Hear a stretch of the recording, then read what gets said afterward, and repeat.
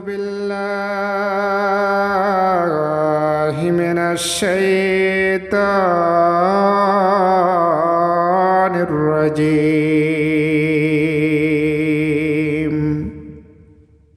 وقل الحق من ربكم فمن شاء فليؤمن ومن شاء فليكفر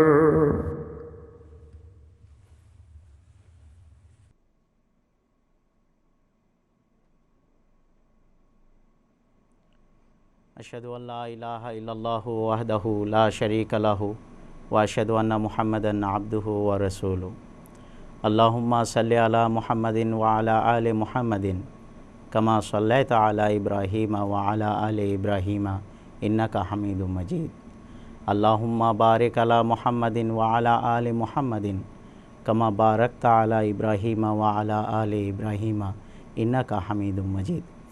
সুধী দর্শক শ্রোতা, আসসালামু আলাইকুম ওয়া রাহমাতুল্লাহি ওয়া বারাকাতুহু। আশা করি আপনারা সকলে ভালো আছেন।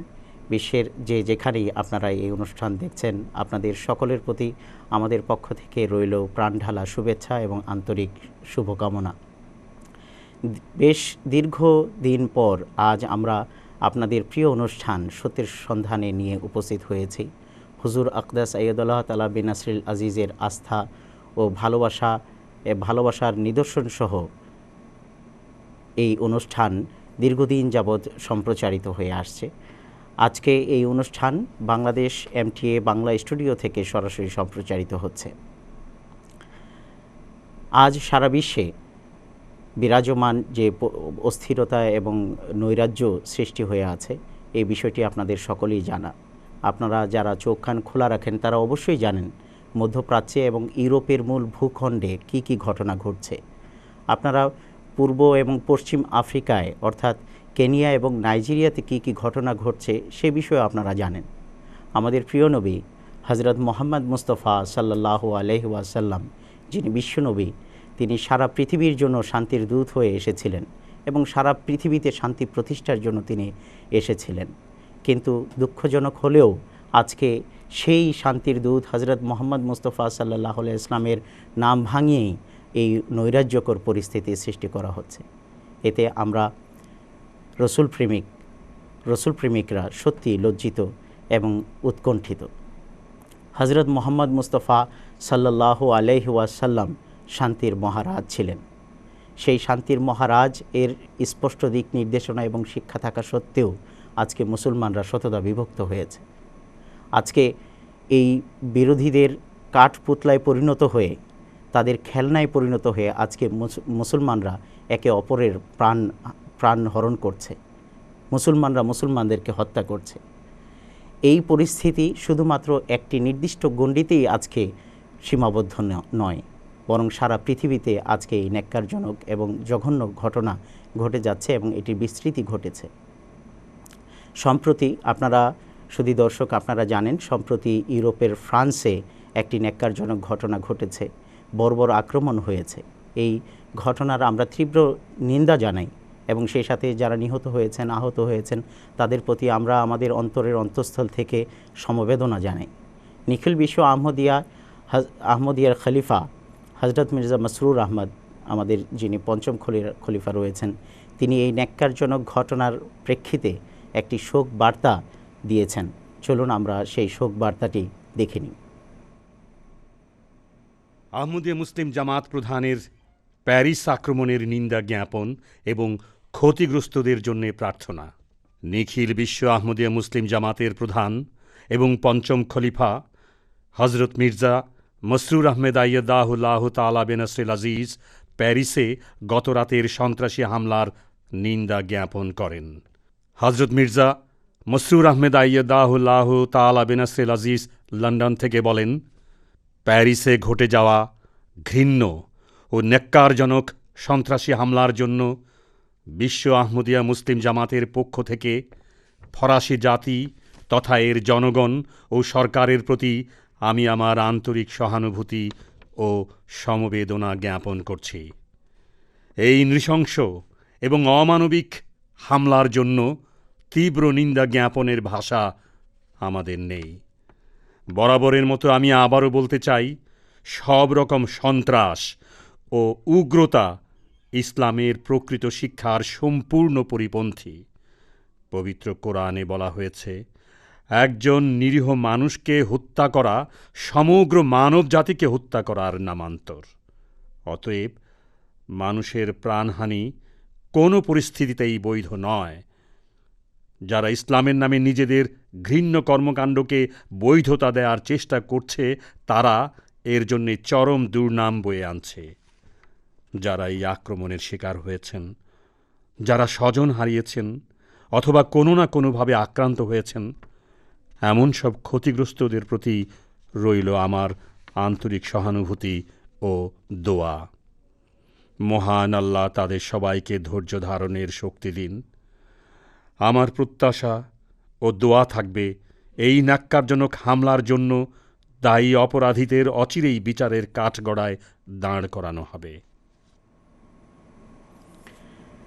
আপনাদের সকলের প্রিয় এই সত্যের সন্ধান অনুষ্ঠানের আজকের এই সম্প্রচারণে আমরা বিশ্বাস রাখি যে পৃথিবীর বিভিন্ন জায়গায় যারা টিভির সামনে বসে আছেন, তারা পুরনো আহমদীরাও আছেন এবং নবাগত আহমদীরাও আছেন, এবং আপনাদের সাথে নিশ্চয়ই অনেক মেহমানও এসেছেন যারা তাদের কর্মব্যস্ততা এবং তারা তাদের ব্যবসা বাণিজ্য এবং বিভিন্ন প্রয়োজনীয় কাজ ছেড়ে দিয়ে এই অনুষ্ঠানে উপস্থিত হয়েছেন এবং সময় ব্যয় করে এখানে এসেছেন আহমদিয়া মুসলিম জামাত সম্পর্কে জানার জন্য এবং বিভিন্ন বিষয়ে নিজেদের মনের যে অভিব্যক্তি আছে, মনের যে প্রশ্নগুলো আছে সেগুলো সম্পর্কে স্পষ্ট হওয়ার জন্য আপনাদের সকলকে আমি স্বাগত জানাচ্ছি। আজকে এই বিষয়ে এবং আপনাদের সমস্ত প্রশ্নের উত্তরের বিষয়ে আমাদের আজকের এই স্টুডিওতে দুজন আলোচক রয়েছেন, তাদের সাথে পরিচয় করিয়ে দিচ্ছি। প্রথমেই আমার ডান পাশে রয়েছেন মৌলানা বশিরুর রহমান সাহেব, এরপর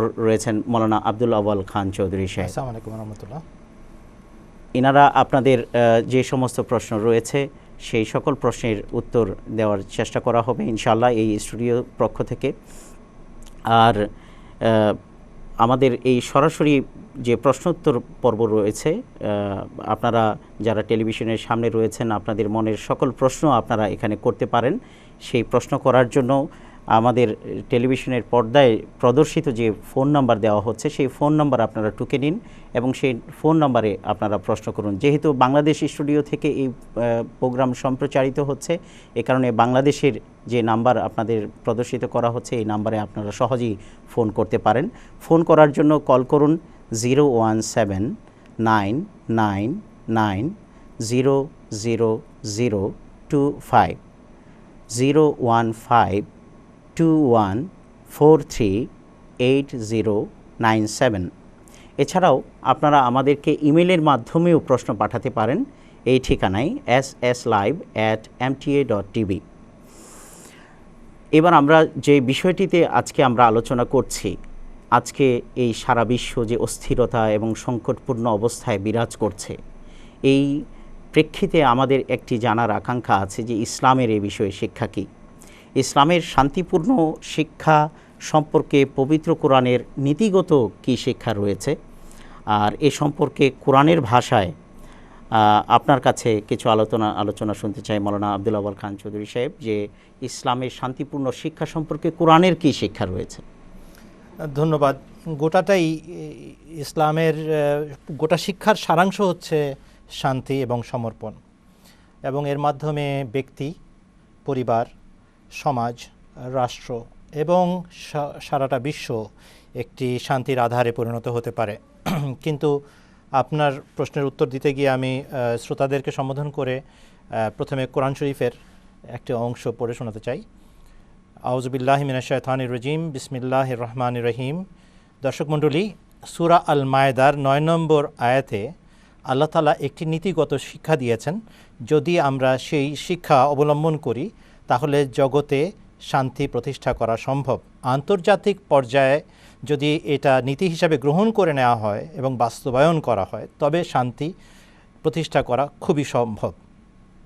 আয়াতটি হচ্ছে আউযুবিল্লাহি মিনাশ শাইতানির রাজিম। ইয়া আইয়ুহাল্লাযীনা আমানু কুনু কাওয়ামিনা লিল্লাহি শুহাদাআ বিল কিসত ওয়ালা ইয়াজরিমান্নাকুম শানানু কওমিন আলা আল্লা তা'দিলু ই'দিলু হুয়া আকরাবু লিত-তাকওয়া ওয়াত্তাকুল্লাহ ইন্নাল্লাহা খাবীরুম বিমা তা'মালুন। আল্লাহ তাআলা বলছেন, হে যারা ঈমান এনেছো, তোমরা ন্যায়ের পক্ষে সাক্ষী হিসাবে দৃঢ়ভাবে নিজেদেরকে প্রতিষ্ঠিত করো। ওয়ালা ইয়াজরিমান্নাকুম শানানু কওমিন আলা আল্লা তা'দিলু, এবং কোনো জাতির শত্রুতাও যেন তোমাদেরকে অবিচারে প্ররোচিত না করে। ই'দিলু, বরং তোমরা ন্যায় বিচার করবে। হুয়া আকরাবু লিত-তাকওয়া, এটা খোদা ভীতি এবং খোদা প্রেমের অধিক নিকটতর আচরণ, অধিক নিকট আচরণ।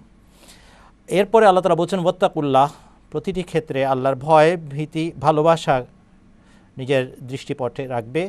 ইন্নাল্লাহা খাবীরুম বিমা তা'মালুন, আল্লাহ তাআলা তোমাদের কার্যক্রম সম্পর্কে সম্যক অবহিত।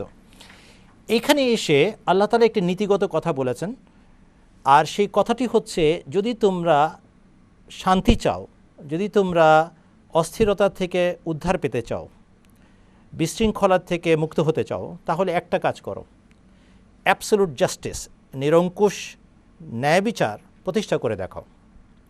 এখানে আল্লাহ তাআলা বলেন নাই মুসলমান হয়ে দেখাও, জগৎকে এটা বলেন নাই যে কলেমা তৈয়বা পড়ে তবে তোমরা শান্তি প্রতিষ্ঠা করতে পারবে। নো, বলেছেন শুধুমাত্র একটা কাজ করো, সেটা হচ্ছে নিজ নিজ গণ্ডিতে, নিজ নিজ সমাজে, নিজ নিজ দেশে, রাষ্ট্রে এবং আন্তর্জাতিক বলয়ে তোমরা ন্যায় বিচার প্রতিষ্ঠা করো।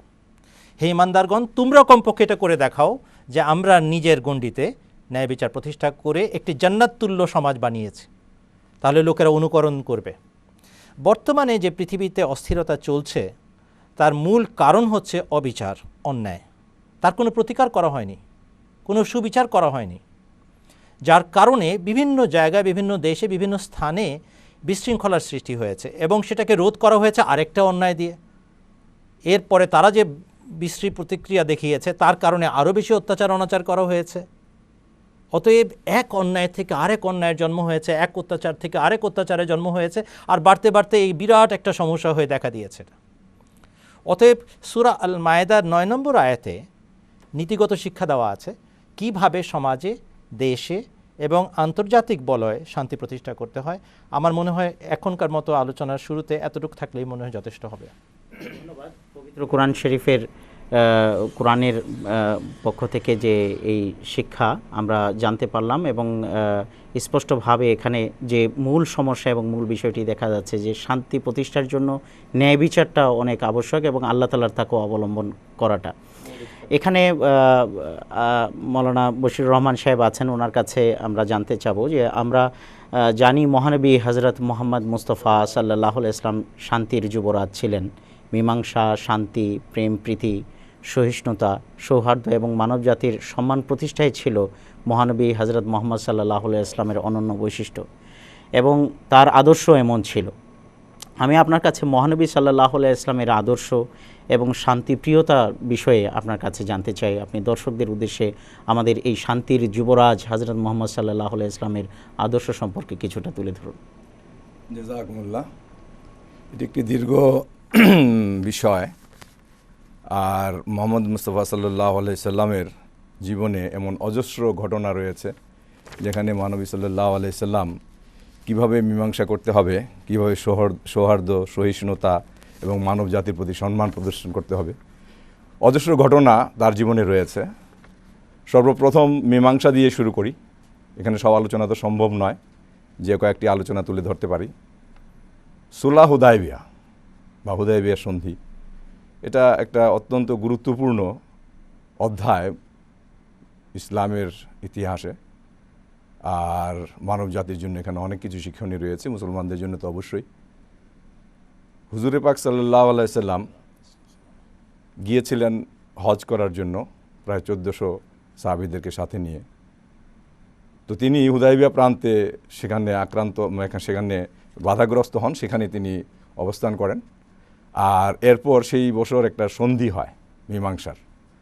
সেই সন্ধিটা ছিল এই যে মুসলমানদের পক্ষ থেকে হযরত আলী রাদিয়াল্লাহু তাআলা আনহুকে হুজুর সাল্লাল্লাহু আলাইহি সাল্লাম নির্ধারণ করলেন, আর মক্কার কুফফারদের পক্ষ থেকে সোহেল ছিলেন। তো তারা যখন সন্ধি লিখছিলেন, মোহাম্মদ মুস্তাফা সাল্লাল্লাহু আলাইহি ওয়াসাল্লাম লিখাচ্ছিলেন, তো সেখানে লেখা ছিল বিসমিল্লাহির রহমানির রহিম। তো কুফফারদের যে ব্যক্তি প্রতিনিধিত্ব করছিলেন সোহেল, তিনি বললেন যে রহমান এবং রহিম কি, এটা তো আমরা চিনি না। তো তিনি বললেন যে ঠিক আছে, রাসূল করিম সাল্লাল্লাহু আলাইহি ওয়াসাল্লাম বললেন যে ঠিক আছে, বিসমিল্লাহ দিয়ে শুরু করো। তো সেখানে বিসমিল্লাহ আল্লাহুম্মা দিয়ে শুরু হয়েছে, কেটে দিয়েছেন শান্তি প্রতিষ্ঠার জন্য। তারপর যখন সন্ধিতে লেখা হচ্ছে যে মুহাম্মদ রাসূলুল্লাহ, তো রাসূলুল্লাহ শব্দের উপর তার আপত্তি ছিল সোহেলের। হযরত রাসূল করিম সাল্লাল্লাহু আলাইহি সাল্লামকে সে বলল যে রাসূলুল্লাহ যদি মানি আমরা, তাহলে আর তো থাকে না, বিবাদই থাকে না। তখন হযরত রাসূল করিম সাল্লাল্লাহু আলাইহি সাল্লাম আলীকে বললেন যে ঠিক আছে, রাসূলুল্লাহ শব্দটি কেটে দাও। তো হযরত আলী রাদিয়াল্লাহু তাআলা আনহু এত আবেগপ্রবণ হয়ে গেলেন যে তিনি বললেন যে আমার পক্ষে হুজুর সম্ভব না। তখন হযরত রাসূল করিম সাল্লাল্লাহু আলাইহি সাল্লাম নিজে বললেন যে কোথায় সেই শব্দটা, কোন জায়গাতে আমাকে দেখাও, রাসূলুল্লাহ কোথায় লেখা আছে। হযরত রাসূল করিম সাল্লাল্লাহু আলাইহি সাল্লাম নিজের হাতে সেটা কেটে দিলেন, শুধু শান্তির জন্য, সন্ধির জন্য। এরকম অনেক ধরনের অনেক ঘটনা আছে। এক দল খ্রিস্টান তারা আসলো রাসূল করিম সাল্লাল্লাহু আলাইহি সাল্লামের সাথে ধর্মীয় আলোচনা করার জন্য। তো রাসূল করিম সাল্লাল্লাহু আলাইহি সাল্লাম তাদেরকে মদিনার মসজিদ নববীতে থাকতে দিলেন। যখন ইবাদতের সময় হলো, তখন তারা বাইরে যেতে চাইলো যে আমরা আমাদের ইবাদত করে আসি। তো রাসূল করিম সাল্লাল্লাহু আলাইহি সাল্লাম বললেন যে এটাও তো খোদার ইবাদতের জন্য, তোমরা যদি এক খোদার ইবাদত করো তাহলে এটাও এখানে ইবাদত করতে পারো, কোনো অসুবিধা নেই। তো কত বড় মন মানসিকতার হলে বিধর্মীদেরকে এখানে অবস্থান করা, তাদের সাথে আলোচনা করা, তাদেরকে ইবাদত করার অনুমতি দেয়া। তারপর মানবতার সম্মানের দিক থেকে দেখেন অজস্র ঘটনায় বলেছি যে আছে। এক ইহুদির লাশ যাচ্ছিল, হুজুর সাল্লাল্লাহু আলাইহি সাল্লাম সাহাবাদেরকে নিয়ে বসা ছিলেন। তো তখন হুজুর সাল্লাল্লাহু আলাইহি সাল্লাম লাশ দেখে দাঁড়িয়ে গেলেন। তো সাহাবা রাদিয়াল্লাহু তাআলা আনহুম তারা বললেন যে হে আল্লাহর রাসূল, এটা তো একটা ইহুদির লাশ। তো রাসূল করিম সাল্লাল্লাহু আলাইহি সাল্লাম রাগান্বিত হলেন, বললেন যে একই মানুষ নয়, তার কি আত্মা ছিল না? সুতরাং মানবতা এবং মানুষত্ব হলো সর্বাগ্রে, সবার আগে হলো মানবতা এবং মানুষত্ব। এটি যদি না থাকে তো ধর্মের কিছুই নাই। তো এরকম ধরনের আরও অনেক বিষয়াদি রয়েছে।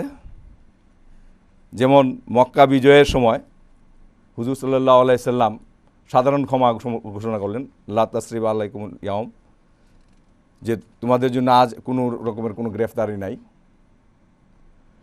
সেই সময় হিন্দা, যে কিনা হযরত রাসূল করিম সাল্লাল্লাহু আলাইহি সাল্লামের চাচা হামজার কলিজা চিবিয়ে খেয়েছিলেন এবং তার নাক কান কেটে দিয়েছিলেন এবং লাশের অসম্মানই করেছিলেন, ক্ষতবিক্ষত করেছিলেন। তো হুজুর সাল্লাল্লাহু আলাইহি সাল্লামের কাছে সে গেল, তো বললো আমাকেও কি ক্ষমা করে দিয়েছেন? রাসূল করিম সাল্লাল্লাহু আলাইহি সাল্লাম বললেন যে হ্যাঁ, তোমাকে ক্ষমা করে দিয়েছি, কিন্তু বলেছিলেন শুধু এটাই যে যেহেতু আমার দুঃখ হয়, কষ্ট হয়, যেন তুমি আমার সামনে এসো না, এতটুকু কথা ছিল। কিন্তু রাসূল করিম সাল্লাল্লাহু আলাইহি ওয়াসাল্লামের জীবনের এই সমস্ত অসংখ্য ঘটনা রয়েছে। এমনিতেই আল্লাহ তাআলা বলেন নাই যে কুল ইন কুনতুম তুহিব্বুনাল্লাহ ফাত্তাবিউনি ইউহিব্বুকুমুল্লাহ, যে হে মুহাম্মদ আরবি সাল্লাল্লাহু আলাইহি ওয়াসাল্লাম, আপনি ঘোষণা করেন, তাদের বলে দেন সবাইকে যে যদি তোমরা আল্লাহকে ভালোবাসার দাবি করো তাহলে আমাকে অনুসরণ করো। রাসূল করিম সাল্লাল্লাহু আলাইহি ওয়াসাল্লামকে অনুসরণ করলে প্রকৃত ইসলাম বোঝা যাবে। তার নিজের আমল, তার নিজের কর্ম সবগুলোই ছিল আমাদের জন্য আদর্শ, সবগুলোই ছিল মানব জাতির জন্য আদর্শ। আমাদের জন্য বলবো না, বরং সমগ্র মানব জাতির জন্য আদর্শ। আজ যদি এই অশান্ত বিশ্বে ওই আমল বা ওই কর্ম, ওই জীবন প্রণালী যা মুহাম্মদ মুস্তাফা সাল্লাল্লাহু আলাইহি ওয়াসাল্লাম অবলম্বন করেছিলেন সেটিকে অবলম্বন করা হয়, তাহলে কোনো রকমের দুঃখ দর্দশা থাকবে না, কোনো রকমের দুঃখ কষ্ট থাকবে না, অশান্তি থাকবে না। জাযাকুমুল্লাহ। জাযাকুমুল্লাহ, খুবই সুন্দরভাবে আপনি বিষয়টি উপস্থাপন করেছেন। আসলেই যদি এই শান্তির মহারাজ হযরত মুহাম্মদ মুস্তাফা সাল্লাল্লাহু আলাইহি ওয়াসাল্লামের যে আদর্শ রয়েছে সেটি আমরা মেনে চলি এবং আমরা যদি সেই অনুযায়ী আমাদের জীবন ব্যবস্থা এবং জীবন যাপন করি এবং মানবতাবোধ যে শিক্ষা হযরত মুহাম্মদ সাল্লাল্লাহু আলাইহি ওয়াসাল্লাম দিয়েছেন সেটি যদি আমরা আমল করে চলি, তাহলে এই সমস্ত অশান্তি দূরীভূত হতে পারে। আমরা ইতিমধ্যে জেনেছি যে কল আসছে, বিভিন্ন জায়গা থেকে মানুষ কল করছেন এবং বিভিন্ন বিষয়ে জানতে চাচ্ছেন। তো আমরা এখন ফোন কলে যাব আমরা এখন আমরা দেখব যে ফোন কলে কে আছেন। আসসালামু আলাইকুম, আপনি কি আমার কথা শুনতে পাচ্ছেন? হ্যালো, আসসালামু আলাইকুম। জি, আপনি কোথা থেকে বলছেন এবং আপনার নাম বলে আপনার প্রশ্নটি বলুন। আমি শাহাবুদ্দিন শিহাব, চট্টগ্রাম জামাত থেকে বলছি। জি, আপনার প্রশ্নটি বলুন। আমার প্রশ্ন হলো, বর্তমান বিশ্ব পরিস্থিতিতে যে যুদ্ধাবস্থা দেখা যাচ্ছে, এর মূল কারণ কি? এটা কি যুগের ইমামকে না মানার কারণে, না বা মূল বিষয়বস্তুটা যদি আমরা জানতে পারতাম, আর এর থেকে পরিত্রাণ পাওয়ার উপায় কি? বিশ্বে কখন শান্তি প্রতিষ্ঠিত হবে, এটা যদি আমাদের কিছু জানাতেন। জি, আপনাকে প্রশ্ন করার জন্য ধন্যবাদ। আপনি শুনতে থাকুন। আমরা আপনার প্রশ্নটি মৌলানা আব্দুল আউয়াল খান চৌধুরী সাহেবের কাছে রাখছি, তিনি হয়তো প্রশ্নটি শুনেছেন। বিশ্বে যে বর্তমান পরিস্থিতি সৃষ্টি হয়েছে, এটা কেবল আজকে আরম্ভ হয় নাই, এটা অনেক পিছন থেকে আরম্ভ হয়ে আছে। একটু আগে আলোচনার প্রারম্ভে আমরা বলেছিলাম, যেখানে অন্যায়, অত্যাচার, অবিচার বিরাজমান থাকে, সেখানে বিশৃঙ্খলা, অরাজকতা এবং বিদ্রোহ দেখা দেয়। আর সেটাকে দমন করার জন্য, সেটাকেই চিকিৎসা করার জন্য ইসলাম ধর্মের মৌলিক চাহিদা হচ্ছে ন্যায় বিচার প্রতিষ্ঠা করো, নিরঙ্কুশ ন্যায় বিচার প্রতিষ্ঠা করা। এটা শান্তি প্রতিষ্ঠার মূল শর্ত। এখন বর্তমানে যেটা চলছে সেটা হচ্ছে প্রাপ্তি অপ্রাপ্তি। আমার সম্পদ তুমি নিয়ে গেছো, আমার সরকার তুমি দখল করছো। এই যে অবিচারগুলো একসাথে চলছে, তার একটা ভয়ানক বিকৃত রূপ দেখা দিয়েছে মধ্যপ্রাচ্যের সিরিয়া এবং ইরাকে, যেটার পরিণতি যে কত ভয়াবহ হতে পারে আমরা চিন্তা করলেও কুলকিনারা করতে পারবো না। হজরত খলিফাতুল মসিহ আল খামে সৈয়দাহুল্লাহ তাআলা বেনাসরুল আজিজ গত প্রায় 7 বছর ধরে বিনা ব্যতিক্রমে একাধারে বিশ্ব নেতৃত্বের কাছে ধর্ণা দিয়ে দিয়ে আকুতি জানাচ্ছেন, মানবতার দোহাই দিয়ে তাদেরকে বোঝানোর চেষ্টা করছেন, এ পথে পা বাড়িও না। যতটুকু অন্যায় অবিচার হয়েছে তার সংশোধন করো এবং ন্যায় বিচার প্রতিষ্ঠা করো। এটা ছিল হুজুরের প্রতিপাদ্য বিষয়। ইউকের পার্লামেন্ট থেকে 2008 সনে তিনি আরম্ভ করেছেন। তারপরে তিনি বিভিন্ন দেশের এবং পরাশক্তিদের সাথে যোগাযোগ করেছেন, চিঠিপত্র পাঠিয়েছেন নেতৃবৃন্দের কাছে, আর একই সাথে তিনি বিভিন্ন পার্লামেন্টে নিজে গিয়ে উপস্থিত হয়ে বক্তব্য রেখেছেন, বুঝিয়েছেন এই অবিচারগুলো করার কারণে এই বিশৃঙ্খলা দেখা দিয়েছে, আর তোমরা অবিচার বন্ধ না করলে এটা আরও অনেক বেশি বিকৃত রূপ ধারণ করবে। আর সেটাই ঘটছে। আপনি শাহাবুদ্দিন শিহাব সাহেব প্রশ্ন করেছেন চট্টগ্রাম থেকে। আমি আশা করি আপনার এই প্রশ্ন অনেকের মনেই আছে, যারা এটার উত্তর চাচ্ছেন। এই মুহূর্তে যে বিশৃঙ্খলা দেখা দিয়েছে, সেটাকেও যদি কেউ একটু পর্যালোচনা করে দেখে, তাহলে দেখবে যে মূল উদ্দেশ্য এদের শান্তি প্রতিষ্ঠা নয়। এদের মূল উদ্দেশ্য হচ্ছে সেখানে নিজেদের স্বার্থ উদ্ধার করা। দুইজনেরই দাবি, দুই পরাশক্তিরই দাবি, আমরা আইসিসকে দমন করতে সেখানে গেছি। তাহলে একজোট হয় না কেন? ফ্রান্সের প্রেসিডেন্ট হল্যান্ডে এই প্যারিসের এই বর্বরচিত যে আক্রমণ হলো, অমানবিক যে আক্রমণ হলো, তারপরে ছুটে বেড়াচ্ছেন সারা পৃথিবীতে যে চলো আমরা একসাথে এই সন্ত্রাস নির্মূলের জন্য ঐক্যবদ্ধ হই। কোথায়? পরাশক্তি তো একমত হলো না, তিনি তো বিফল মনোরথ হয়ে ফেরত আসলেন। আর তাকে বলে দেওয়া হলো যে জোট যেটা বাধার ছিল বাধা হয়ে গেছে, আমরা আলগা, রাশিয়া এবং সিরিয়া আলগা। এইভাবে কি শান্তি প্রতিষ্ঠা করা সম্ভব? তার মানে হচ্ছে মুখে বলছে এক কথা, উদ্দেশ্য ভিন্ন কথা। আর 1.5 বছর ধরে কি করছিলেন আপনারা মধ্যপ্রাচ্যে? যে আপনারা 15টা দেশ নিয়ে গিয়ে বসলেন, সেখানে ঘাঁটি বাঁধালেন। পরিষ্কার বোঝা যাচ্ছে ইনসাফ, ন্যায় বিচার প্রতিষ্ঠার জন্য তারা যান নাই। তারা বলছেন যে আমরা ন্যায় বিচার প্রতিষ্ঠার জন্য এসেছি, কিন্তু করছেন ঠিক উল্টো কাজটা। অতএব এটা হচ্ছে মৌলিক কারণ, এই বিশৃঙ্খলা এবং বিদ্রোহ যা দেখা দিচ্ছে, বিভিন্ন অশান্তি যেটা দেখা দিয়েছে সেই অঞ্চলে। এর আগের থেকে একই কথাই চলে এসছে। যদি আমরা 1947-এর ঘটনা দেখি, সেখানেও আমরা দেখব মধ্যপ্রাচ্যে যে অন্যায় করে একটা অন্যায় সিদ্ধান্ত চাপিয়ে দেওয়া হয়, সেখানে সারা জীবনের জন্য অশান্তির বীজ বপন করে দেওয়া হয়। আর তারপর থেকে সেই অশান্তি চলছে। কোনো বিচার তো হলোই না, বরং এখন আরও অবিচার ঠেসে দেওয়া হচ্ছে তাদের উপর। চিন্তা করে দেখেন শাহাবুদ্দিন শিহাব সাহেব, আমি 1 মিনিট আর বলে রেখেছি জাস্ট দর্শকদের জানানোর জন্য। রাশিয়া, তার বিরুদ্ধে আমেরিকার যে পন্থীরা আছেন, তাদের আপত্তি হচ্ছে যে তারা গেছেন আইসিস দমন করতে, তাহলে সিরীয় বিদ্রোহী বাহিনীকে কেন দমন করছেন তারা? এই বিদ্রোহী বাহিনী কারা? আর নুসরা কারা? কারা বাশার আল আসাদের প্রতিষ্ঠিত সরকারের বিরুদ্ধে বিদ্রোহ করছে সিরিয়ার ভেতরে থেকে? কারা তাদেরকে মদত দিচ্ছে? সবার জানা আছে। যে কোনো মিডিয়া খুললে আপনারা জানতে পারবেন। এনারা এই পশ্চিমা পুরাশক্তি যারা আমেরিকার ব্লকের সদস্য, তাদের মাধ্যমে পালিত লালিত সন্ত্রাসী বাহিনী একটা প্রতিষ্ঠিত সরকারের বিরুদ্ধে নির্লজ্জভাবে বিদ্রোহী বাহিনী বানিয়েছ, আর বলছো আমি বিশ্ব শান্তি প্রতিষ্ঠার জন্য এসেছি। আশ্চর্য! যদি ইসলাম নাও মানেন কেউ, যিনি ইসলাম বুঝেন না, তাকেও আমি একই প্রশ্ন রাখতে চাই। এইভাবে একটি দেশের বিরুদ্ধে বিদ্রোহী দল গঠন করে আপনি সেই দেশে কোনো দিন শান্তি প্রতিষ্ঠা করতে পারবেন? অতএব মুখে যা বলা হচ্ছে সেটা একটা ভিন্ন বিষয়, আর আসল উদ্দেশ্য যেটা লালন করা হচ্ছে, উদ্দেশ্য যেটা চরিতার্থ করার জন্য তারা সেখানে উপস্থিত হয়েছেন, সেটা সম্পূর্ণ ভিন্ন বিষয়। দোয়া করা দরকার। এই দাজ্জালি ফিতনা, ইয়াজুজ মাজুজ, দুই সেনাবাহিনী সেখানে একত্র হয়েছে। যদি সংঘর্ষ বেঁধে যায়, তাহলে খলিফাতুল মসিহ আল খামেস আইয়াদাহুল্লাহ তাআলা বিনাসরিল আজিজ এত যে পরিশ্রম করছেন, দোয়া করছেন, চেষ্টা করছেন, সেটা সত্ত্বেও বিশ্বযুদ্ধ লেগে যেতে পারে। আর এই বিশ্বযুদ্ধ সাধারণ বিশ্বযুদ্ধ হবে না, এটা আণবিক বোমা বিস্ফোরণের বিশ্বযুদ্ধ হবে, এবং এটা বিভীষিকার একটা অদ্ভুত চিত্র জগতের সামনে কেউ দেখার জন্য থাকবে কিনা এটাও আমরা জানি না। এবং হুজুর এটা বারবার বলেছেন তার বক্তব্যে এবং তার লেখায় এবং তার উপস্থাপনায়, চিঠিপত্রে, যে এই বিভীষিকা তোমরা কল্পনা করতে পারো না, যেটা হিরোশিমা আর নাগাসাকিতে যা হয়েছিল তার চেয়ে কত গুণ বেশি হবে এবং কত দীর্ঘায়িত হবে। আল্লাহ তাআলা রক্ষা করুন মানব জাতিকে, তারা যেন ফেরত আসে তাদের মানবতা বোধে এবং মনুষ্যত্ব বোধে, তা না হলে রক্ষা পাওয়ার উপায় নেই। ধন্যবাদ।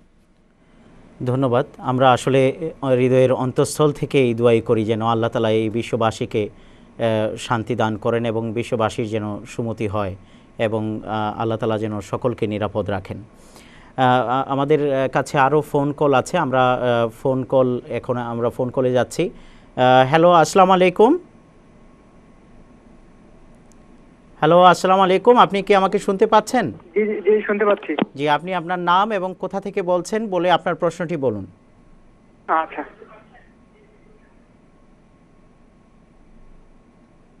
হ্যালো। জি হ্যালো। হ্যাঁ, আপনার নাম বলুন এবং কোথা থেকে বলছেন আর আপনার প্রশ্নটি বলুন। আচ্ছা, ঠিক আছে।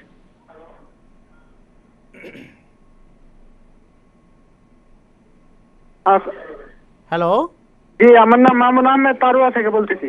জি, আপনার প্রশ্নটি করুন। প্রশ্ন হচ্ছে, বর্তমান যুগে মুসলমানদের মধ্যে কেন এত অধঃপতন? আচ্ছা, আর ঠিক একটা আছে। প্রশ্ন ছিল, জি, একটা প্রশ্ন হচ্ছে, আমাদের তারুয়াতে কিছুদিন আগে একটা কি বলে ওয়াজ মাহফিল হয়েছিল, ওইখানে মসিহ ইসলামকে কাফের হিসেবে আখ্যায়িত করছে। তো ওই কাফের বলার কুরআন এবং হাদিসে এটা ব্যাখ্যা কি? আচ্ছা, ঠিক আছে, আপনার প্রশ্নের উত্তরে আমরা যাব এবং প্রথম প্রশ্ন যেটি আপনারা করেছেন সেটি আমরা মৌলানা বশির রহমান সাহেবের কাছে এর উত্তর আমরা জানব। কিন্তু এর আগে আহমদিয়া মুসলিম জামাতের মৌলিক যে দর্শন সেটি কি এবং আহমদিয়া মুসলিম জামাত আসলে কি, এ বিষয়ে যদি সংক্ষেপে আমাদেরকে মৌলানা আব্দুল আওয়াল খান চৌধুরী সাহেব এ বিষয়ে আমাদেরকে সংক্ষেপে একটু বলে দিতেন। ধন্যবাদ, ভালো করেছেন আপনি প্রশ্নটা করেছেন, কেননা যখনই আমরা ভেতরে ঢুকবো প্রশ্ন জাগবে যে আপনাদের মূল পরিচয় তো আমরা জানতে পারলাম না, আপনারা গেছেন সূক্ষ্ম আলোচনার ভেতরে। আহমদিয়া জামাত খাঁটি ইসলামেরই নামান্তর, আর নতুন কোনো ধর্ম এটা নয়। 1400 বছর আগে হজরত মোহাম্মদ মুস্তাফা সাল্লাল্লাহু আলাইহি ওয়াসাল্লাম যে খাঁটি শিক্ষা নিয়ে এসেছিলেন আল্লাহর পক্ষ থেকে, তারই পুনর্জীবিত করার কাজ নিয়ে এসেছেন, তাকেই পুনর্বাসিত করার কাজ নিয়ে এসেছিলেন রাসূলুল্লাহ সাল্লাল্লাহু আলাইহি ওয়াসাল্লামের এই অনুসারী, তারই ভবিষ্যৎবাণী অনুযায়ী আগত মহামানব হজরত মির্জা গোলাম আহমদ কাদিয়ানী আলাইহিস সালাম যুগের ইমাম মাহদী রূপে প্রতিশ্রুত মাসিহ আলাইহিস সালাম হিসেবে। আহমদিয়া জামাতের কলেমা লা ইলাহা ইল্লাল্লাহ মুহাম্মাদুর রাসূলুল্লাহ, 5 বেলার নামাজ কিবলামুখী হয়ে সেভাবে আমরা আদায় করি যেভাবে মুসলমানরা আদায় করে। রোজা, রমজানের 1 মাসের রোজা সেভাবে রাখি যেভাবে সাধারণ মুসলমানরা রাখে। যাকাতের নিসাব সেটাই যেটা সাধারণ মুসলমানরা বিশ্বাস করে, বাইতুল মালে জমা দিতে হয়। আর হজের শর্ত পূর্ণ হলে আমরা হজ করি। সমস্ত বিষয়ে আমরা একমত রাখি। মৌলিক ইসলাম নিয়ে আমাদের কোনো দ্বন্দ্ব নাই, কোনো বিতর্ক নাই। অন্যান্য মুসলমানদের সাথে আহমদিয়া জামাতের তারতম্যটা কেবল একটি ভবিষ্যৎবাণীকে কেন্দ্র করে, আর সেটি হচ্ছে রাসূলুল্লাহ সাল্লাল্লাহু আলাইহি ওয়াসাল্লাম বলেছিলেন শেষ যুগে মুসলমানদেরকে ঐক্যবদ্ধ করার জন্য এবং হারানো ঈমান ফেরত দেওয়ার উদ্দেশ্যে আমার এক অনুসারী, আমার এক শিষ্য ইমাম মাহদী এবং প্রতিশ্রুত মসিহ হিসাবে আগমন করবেন। আমরা বিশ্বাস করি তিনি এসে গেছেন, তার পবিত্র নাম হজরত মির্জা গোলাম আহমদ কাদিয়ানী আলাইহিস সালাম। বাকিরা বলছেন আসবেন ঠিকই, কিন্তু এখনও আসেননি। আমরা বলছি আসার কথা ছিল, সত্য নবীর সত্য কথা পূর্ণ হয়েছে এবং তিনি এসে গেছেন। এতটুকু হচ্ছে মৌলিক বিষয়, যেটা জানার পর আহমদিয়ত নিয়ে আরও আলোচনা এগোতে পারে। এখন মৌলানা সাহেবের কাছে জানতে চাচ্ছি যে মামুন সাহেব তারোয়া থেকে তিনি প্রশ্ন করেছেন যে বর্তমান যুগের মুসলমানদের মধ্যে কেন এত অধপতন, এ বিষয়ে কোরআন হাদিসের বিষয়ে আলোকে যদি কিছু বলতেন। জাযাকাল্লাহ। তো এখন যে বর্তমানে মুসলমানদের মধ্যে এত পার্থক্য, মত পার্থক্য এবং বিভেদ, তো মত পার্থক্য এবং বিভেদের বিষয়ে যদি আমরা মোহাম্মদ মুস্তাফা সাল্লাল্লাহু আলাইহি ওয়াসাল্লাম আল্লাহ তাআলার মোহাম্মদ সাল্লাম এবং আল্লাহ তাআলার শিক্ষার দিকে, বর্ণিত শিক্ষার দিকে তাকাই, তাহলে এর সহজ সমাধান পাওয়া যাবে। সেটা হলো এই যে রাসূল করিম সাল্লাল্লাহু আলাইহি ওয়াসাল্লাম বলেছেন এবং আল্লাহ তাআলা পবিত্র কোরআনেও বলেছেন যে যখন 1300 শতাব্দী বা 13 শতাব্দী পার হয়ে যাবে, তখন একটা দুর্যোগের সময় আসবে। যেমন সূরা সেজদার 6 নম্বর আয়াতে, সেজদার 6 নম্বর আয়াতে আল্লাহ তাআলা বলছেন যে আউযু বিল্লাহি মিনাশ শাইতানির রাজিম ইউদাব্বিরুল আমরা মিনাস সামাই ইলাল আরজি সুম্মা ইয়ারজু ইলাইহি ফি ইয়াউমিন কানা মিকদারু আলফা সানাতিন মিম্মা তাউদ্দুন। যে আল্লাহ তাআলা তিনি হুকুম অর্থাৎ তার শরীয়তকে পৃথিবীতে নাজিল করেন, আবার এটা তার দিকে প্রত্যাবর্তিত হয়, আর এটা আল্লাহর গণনায় একদিন, আর মানুষের গণনায় এটা 1000 বৎসর। তাহলে বোঝা গেল যে এই শরীয়ত পৃথিবীতে আসার পর 1000 বৎসর পরে আবার একটা দুর্যোগ আসবে। আবার এই আয়াতের সাথেই আমরা আরেকটা জিনিস পাই, রাসূল করিম সাল্লাল্লাহু আলাইহি ওয়াসাল্লাম একাধিক জায়গায় হাদিস বর্ণিত হয়েছে, নিসাই আর অন্যান্য জায়গাতেও, সেখানে বলা হয়েছে যে খায়রুল কুরুনে কারণী সুম্মাল্লাযিনা ইয়ালুনুহুম সুম্মাল্লাযিনা ইয়ালানুহুম সুম্মাল্লাযিনা ইয়ালানুহুম সুম্মা ইয়াজহুল কিযব। খায়রুল কুরুনে কারণী, আমার শতাব্দী হলো সর্বোত্তম শতাব্দী, সুম্মাল্লাযিনা ইয়ালুনাহুম, তারপর তৎসন্নিহিত শতাব্দী সেটি উত্তম, সুম্মাল্লাযিনা ইয়ালুনাহুম, তারপর যে তৎসন্নিহিত শতাব্দী সেটা উত্তম, সুম্মা ইয়াজহুল কিযব, তারপর মিথ্যার আবির্ভাব হবে। তাহলে দেখা গেল যে এখানে 300 বৎসরের নিশ্চয়তা দেয়া হয়েছে যে 300 বৎসরের মধ্যে উম্মতে মুসলিমার মধ্যে তেমন বড় ধরনের কোনো দুর্যোগ আসবে না, কিন্তু এরপর দুর্যোগ আসবে। সেই দুর্যোগ কি হবে? 1000 বৎসর পর্যন্ত চলতে থাকবে, অন্ধকার ছেয়ে যাবে আস্তে আস্তে। আর তারপরে এই 1300 বছর, 300 বছর প্লাস 1000 বছর, এই 1300 বছর পর ইসলামের মধ্যে সেই দুর্দিন এবং সেই দুর্যোগের দিন আসবে। আর এই দুর্যোগ এবং দুর্দিন আসলে কি হবে? তখন একজন আল্লাহ তাআলার পক্ষ থেকে হযরত মুহাম্মদ মুস্তাফা সাল্লাল্লাহু আলাইহি ওয়াসাল্লামের একনিষ্ঠ খাদেম আসবেন। সেই খাদেমকে মানতে হবে, সেই খাদেমকে না মানা পর্যন্ত এই দুর্যোগের আমান এসে কাটবে না। পরিষ্কারভাবে একাধিক জায়গায় বলা হয়েছে, কিন্তু আমি এখানে একটা উদ্ধৃতি শুধু নিয়ে আসছি কোরআন থেকে। সেটা হলো সূরা সাফে বলা হয়েছে হুয়াল্লাযী আরসালা রাসূলাহু বিল হুদা ওয়া দীনিল হাক্কি লিইয়ুযহিরাহু আলাদ দীনি কুল্লিহি ওয়ালাউ কারিহাল মুশরিকুন। যে আল্লাহই সেই সত্তা যিনি তার রসুলকে পাঠান হেদায়েত সহ, সত্য ধর্ম সহ, যেন সমস্ত ধর্মের উপর ইসলামকে বিজয় দান করা যায়।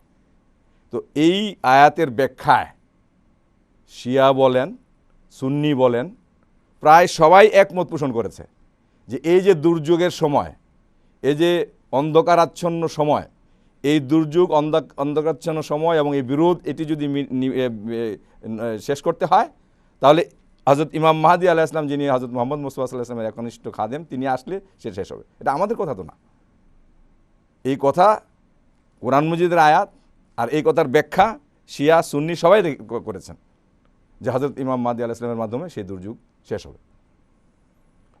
ধন্যবাদ। আপনার সুন্দরভাবে আপনি হযরত মুহাম্মদ সাল্লাল্লাহু আলাইহি ওয়াসাল্লামের বিষয়াবলী দিয়ে এই বিষয়টি উপস্থাপন করেছেন। আমরা বুঝতে পারলাম যে রাসূলুল্লাহ সাল্লাল্লাহু আলাইহি ওয়াসাল্লামের কাছ থেকে এই দূরত্ব এবং তার যে আধ্যাত্মিক জ্যোতি, এই জ্যোতি থেকে কল্যাণ লাভ থেকে বঞ্চিত হওয়ার কারণেই মুসলমানদের মধ্যে আজকে এই অধপতন, এবং ইসলামের যে সঠিক শিক্ষা যেটি রাসূলুল্লাহ সাল্লাল্লাহু আলাইহি ওয়াসাল্লাম নিয়ে এসেছিলেন সেটার উপর আমল না থাকার কারণেই, অর্থাৎ ঈমান হারিয়ে যাওয়ার কারণেই আজকে মুসলমানদের মধ্যে এই অধপতন এবং এই বিভক্তি তাদের মাঝে শুরু হয়েছে।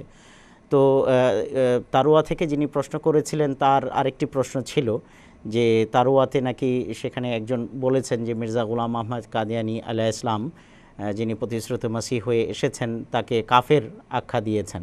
তো এটি কোরআন এবং হাদিস অনুযায়ী এই বিষয়ে তিনি জানতে চান। তো এই বিষয়ে যদি সংক্ষেপে আমাদেরকে কিছু বলতেন।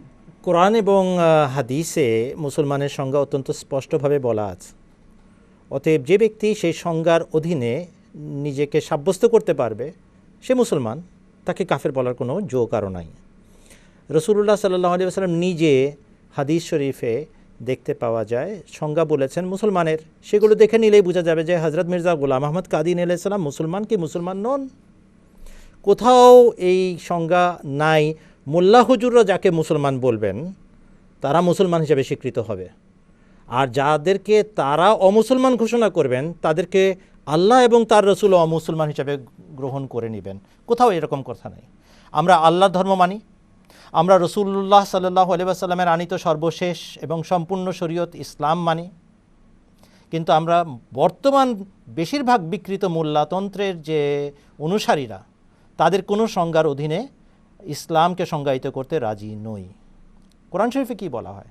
আউযুবিল্লাহি মিনাশ শাইতানির রাজিম, বালা মান আসলামা ওয়াজহাহু লিল্লাহি ওয়া হুয়া মুহসিনুন ফালাহু আজরুহু ইনদা রাব্বিহি ওয়ালা খাউফুন আলাইহিম ওয়ালা হুম ইয়াহজানুন। যে ব্যক্তি আল্লাহর সামনে নিজেকে সমর্পণ করে, আল্লাহর ইচ্ছা এবং আদেশের সামনে নিজেকে সমর্পণ করে এবং আল্লাহর শিক্ষা অনুযায়ী সৎকর্ম সাধন করে, এমন ব্যক্তির পুরস্কার আল্লাহর কাছে নির্ধারিত এবং তাদের জন্য কোনো ভয় নাই, তাদের জন্য কোনো দুঃখ নাই।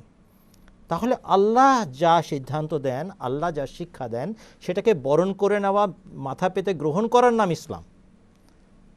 এখন যুগের ইমাম এসেছেন, রসুলুল্লাহ সাল্লাল্লাহু আলাইহি ওয়াসাল্লাম বলেছেন আসবেন, কোরআন শরীফে ইঙ্গিত দেওয়া আছে স্পষ্ট আসবেন, আর আমরা হ্যাকরি করব, হটকারিতা দেখাবো আর নিজেদেরকে বলবো যে আমরা সরকারি মুসলমান, আমাদের কাছে সরকারের সার্টিফিকেট আছে আর অতএব তোমরা আমাদের কথা অনুযায়ী কাফের। এইটা তো এটা ছেলে খেলা নয়, তো ধর্ম ছেলে খেলার নাম নয়। হাদিস শরীফে কি আছে? বুখারী শরীফের হাদিস, ফজলু ইস্তেকবালিল কিবলা কিতাব সালাত অধ্যায়, আউযুবিল্লাহ, ওই যে হাদিস শরীফে আছে মান সাল্লা সালাতানা ওয়াস্তাকবালা কিবলাতানা ওয়া আকালা যাবিহাতানা ফাযালিকাল মুসলিমুল্লাযী লাহু জিম্মাতুল্লাহি ওয়া জিম্মাতু রাসূলিহি ফালা তুগফিরুল্লাহ ফি জিম্মাতিহি। যে ব্যক্তি আমাদের মতো নামাজ পড়ে, আমাদের পেছনে নামাজ পড়ার কথা বলেন নাই, মান সাল্লা সালাতানা, আমরা যেভাবে নামাজ পড়া শিখিয়ে গেলাম, হযরত মুহাম্মদ সাল্লাল্লাহু আলাইহি ওয়াসাল্লাম বললেন সেভাবে যে নামাজ পড়ে, ওয়াস্তাকবালা কিবলাতানা, এবং আমাদের কিবলা মুখী হয়ে নামাজ পড়ে, ওয়া আকালা যাবিহাতানা, আমাদের জবাই করা মাংস খায়, সে এমন মুসলমান যার দায়িত্ব আল্লাহ এবং তার রাসূল নিয়েছেন। ফাযালিকাল মুসলিমুল্লাযী লাহু জিম্মাতুল্লাহি ওয়া জিম্মাতু রাসূলিহি, এমন মুসলমান যার দায়িত্ব আল্লাহ এবং রাসূল নিয়েছেন, অতএব তোমরা সাবধান, আল্লাহর দায়িত্বে হস্তক্ষেপ করো না। বুখারী শরীফের হাদিস। এই যে তিনটা শর্ত দিয়েছেন, এই তিনটা শর্ত হযরত মির্জা গোলাম আহমদ কাদিনী আলাইহিস সালামের উপরে বর্তায়, তার অনুসারীদের উপরে বর্তায়। কার জো আছে, কার ক্ষমতা আছে তাদেরকে কাফের বলার? অতএব সংক্ষেপে এতটুকু বলে রাখি, ৭২ ফিরকা কাফের বলে রেখেছে, ৭২ ফিরকার আলেম ওলামারা আহমদিয়া জামাতকে কাফের বলে রেখেছে, হযরত মির্জা গোলাম আহমদ কাদিনী আলাইহিস সালামকে কাফের বলে রেখেছে, কিছু যায় আসে না। হযরত মুহাম্মদ সাল্লাল্লাহু আলাইহি ওয়াসাল্লাম বলেছেন ৭২ বেঠিক হবে, একটি সঠিক হবে শেষ যুগে। কিতাবুল ঈমান তিরমিজি শরীফে দেখেন, ৭২ বেঠিক হবে এবং আগুনের পথের পথিক হবে, আর একটি হবে সঠিক। অতএব সমস্ত জগতের আলেম ওলামাও যদি ৭২ দল সম্মিলিত হয়ে আহমদীদেরকে কাফের বলে থাকেন, এতে আহমদীদের সত্যতা প্রমাণ হয়, মির্জা গোলাম আহমদ কাদিনী আলাইহিস সালামের সত্যতা প্রমাণ হয়, তাদের মিথ্যা হওয়া সাব্যস্ত হয়। অতএব ভাই, একটি ওয়াজ নয়, দুটি ওয়াজ নয়, সারা পৃথিবীর আলেমরাও যদি আমাদেরকে কাফের বলে ঘোষণা দিয়ে থাকে, কিছু যায় আসে না। আমরা আল্লাহ এবং রসুলের খাতায় মুসলমান বলে মুসলমান। ধন্যবাদ আপনাকে, এবং আশা করি মামুন সাহেব আপনি আপনার প্রশ্নের উত্তর পেয়েছেন। তো এই অংশে আপনাদের জানিয়ে দিচ্ছি যে এই যে রাসূলুল্লাহ সাল্লাল্লাহু আলাইহি ওয়াসাল্লামের ভবিষ্যৎবাণী অনুযায়ী যখন মুসলমানদের অধঃপতন হবে, সততা বিভক্ত হবে এবং সর্বত্র নৈরাজ্য এবং বিশৃঙ্খলা দেখা যাবে, তখন রাসূলুল্লাহ সাল্লাল্লাহু আলাইহি ওয়াসাল্লামের ভবিষ্যৎবাণী অনুযায়ী শেষ যুগে ইমাম মাহদী এবং প্রতিশ্রুত মসিহ আসার কথা, এবং আল্লাহ তাআলার ফজলে সেই প্রতিশ্রুত মসিহ এবং মাহদী আবির্ভূত হয়েছেন। মির্জা গোলাম আহমদ কাদিয়ানী আলাইহিস সালাম 1889 সনে এই আহমদিয়া মুসলিম জামাত এটি প্রতিষ্ঠা করেছেন, এই জামাতের ভিত্তি রেখেছেন, প্রতিষ্ঠিত হয়েছে এই জামাত। তো আহমদিয়া মুসলিম জামাত সম্পর্কে এই ধরনের আরও অনেকের মনে বিভিন্ন প্রশ্ন রয়েছে, এবং আহমদিয়া মুসলিম জামাতের ধর্মবিশ্বাস সম্পর্কে অনেকের ভুল ধারণাও রয়েছে। তাই আমার মনে হয় যে আহমদিয়া মুসলিম জামাতের প্রতিষ্ঠাতা, যিনি আমাদের জামাত প্রতিষ্ঠা করেছেন, তিনি এই জামাতকে কি শিক্ষা দিয়ে গেছেন এবং তার বিশ্বাসটা কি ছিল, সেই বিশ্বাসটা যদি আমরা জেনে নিই, তাহলে মোল্লা মৌলভীরা কি বলল সেটা না জেনে আমাদের ধর্মবিশ্বাসটা আমরা কি পালন করি, আমরা কি বিশ্বাস করি, সেটা জেনে নিলে আমাদের মনে হয় সিদ্ধান্ত নিতে আমাদের সুবিধা হবে। আমি অনুরোধ করব কন্ট্রোল প্যানেলকে যে এই আমাদের ধর্মবিশ্বাস মির্জা গোলাম আহমদ কাদিয়ানী আলাইহিস সালাম তার অনুসারীদেরকে কি বলে গিয়েছেন সেটি যদি দর্শকদের উদ্দেশ্যে দেখিয়ে দেন। আমাদের ধর্মবিশ্বাস নিখিল বিশ্ব আহমদিয়া মুসলিম জামাতের পবিত্র প্রতিষ্ঠাতা হযরত মির্জা গোলাম আহমদ আলাইহিস সালাম বলেন, আমরা ঈমান রাখি খোদা তাআলা ছাড়া কোনো মাবুদ নেই এবং সৈয়দানা হযরত মুহাম্মদ মুস্তাফা সাল্লাল্লাহু আলাইহি ওয়াসাল্লাম আল্লাহর রসূল এবং খাতামুল আম্বিয়া। আমরা ঈমান রাখি ফেরেশতা, হাসর, জান্নাত এবং জাহান্নাম সত্য, এবং আমরা আরও ঈমান রাখি কোরআন শরীফে আল্লাহ তাআলা যা বলেছেন এবং আমাদের নবী সাল্লাল্লাহু আলাইহি ওয়াসাল্লাম থেকে যা বর্ণিত হয়েছে উল্লিখিত বর্ণনা অনুসারে সবই সত্য।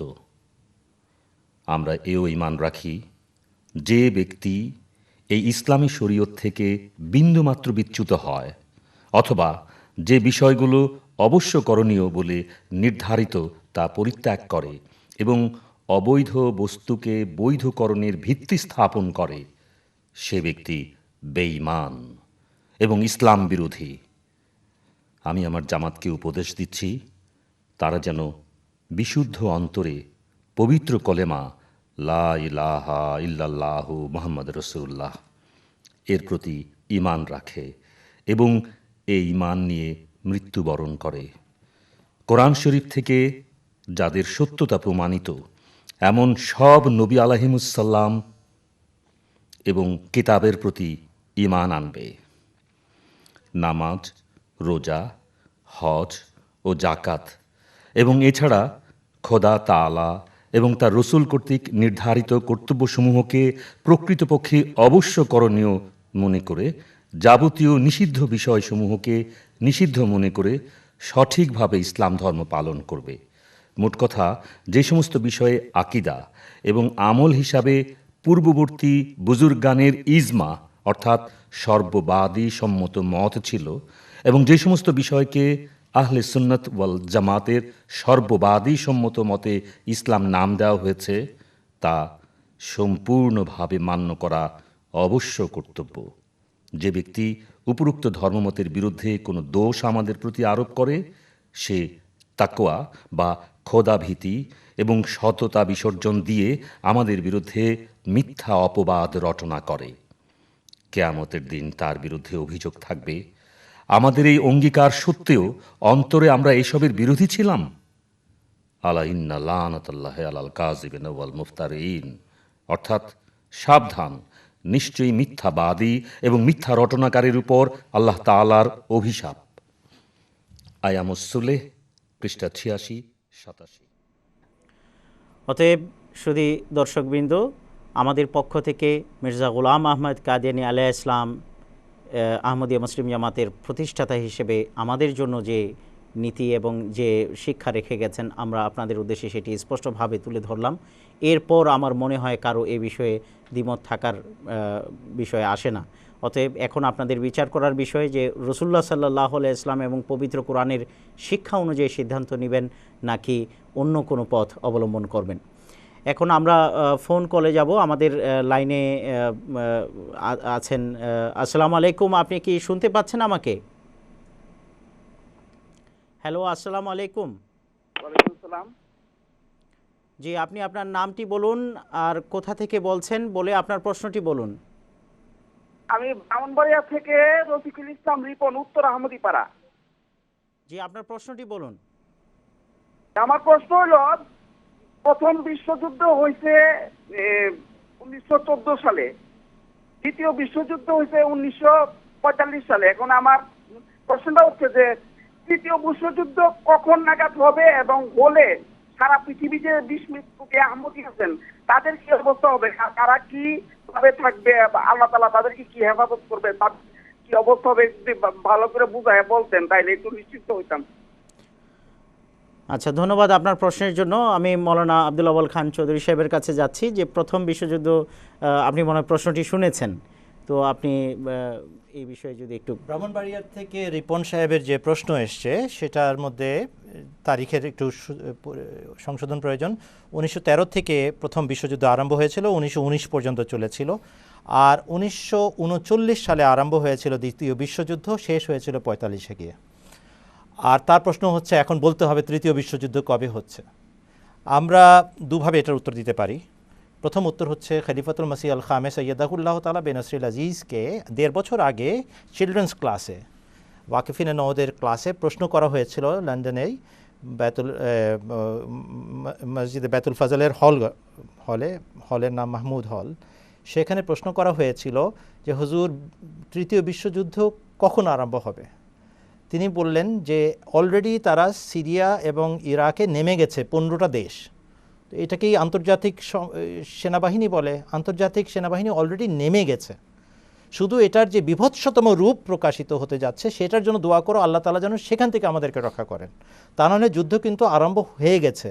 আমরা টের পাচ্ছি বা পাচ্ছি না সেটা জানি না, কিন্তু যারা বিদগ্ধ, যারা পণ্ডিত, যারা গভীর দৃষ্টিভঙ্গি রাখেন, তারা পুরোপুরিভাবে জানেন যে এটা বিশ্বযুদ্ধের পুরো মহড়া চলছে এই মুহূর্তে। শুধুমাত্র যে কোনো মুহূর্তে এটা ফ্লেয়ার আপ হতে পারে। দ্বিতীয় উত্তরটা হচ্ছে দোয়া করা দরকার রিপন সাহেব এবং সবাইকে, যে আল্লাহ তাআলা আমাদের জীবদ্দশায় যেন সেই বিভৎসতম রূপ না দেখান বিশ্বযুদ্ধের। কেননা এটা সহ্য করার মতো ক্ষমতা মানব জাতির আছে কিনা এটা নিয়ে আমাদের সংশয়। মানব জাতির যে অস্তিত্ব সেটা বিপন্ন এই মুহূর্তে। আশ্রয়ের জন্য হযরত মুহাম্মদ সাল্লাল্লাহু আলাইহি ওয়াসাল্লামের খোদার আশ্রয় নিতে হবে। একমাত্র তিনিই রক্ষা করতে পারেন মানব জাতিকে। অতএব আপনার প্রশ্নের উত্তর হচ্ছে, রক্ষা পাবার উপায় হচ্ছে সেই শিক্ষা যা হযরত মুহাম্মদ মুস্তাফা সাল্লাল্লাহু আলাইহি ওয়াসাল্লাম জগৎবাসীর জন্য নিয়ে এসেছেন। সূরা তহাতে একটি ভবিষ্যৎবাণী আছে, আর সেটা আমি সংক্ষেপে বলে দিচ্ছি। আল্লাহ তাআলা বলছেন, আউযু বিল্লাহি মিনাশ শাইতানির রাজিম, ইয়াসালুনাকা আনিল জিবাল কুল ইয়ানসিফুহা রাব্বি নাসফা ওয়া ইয়াযারুহা কাআন সাফসাফা লা তারা ফিহা আমতাম ওয়ালা ইওয়াজা। আমি এভাবে শুরু করলাম এই কোরআন শরীফের এই কথার মধ্যে। জিবাল মানে হচ্ছে পাহাড় সমান পরাশক্তিগুলো সম্পর্কে লোকেরা তোমাকে জিজ্ঞেস করে, উত্তরে বলো আল্লাহ তাআলা এগুলোকে নিঃশেষ করে দিবেন এবং এগুলোকে সমান ভূমিতে, সমতল ভূমিতে পরিণত করবেন, এবং এদের মাঝে কোনো অহংকারের উচ্চতা দেখবে না, এর মাঝে কোনো বক্রতা আর তোমরা লক্ষ্য করতে পারবে না।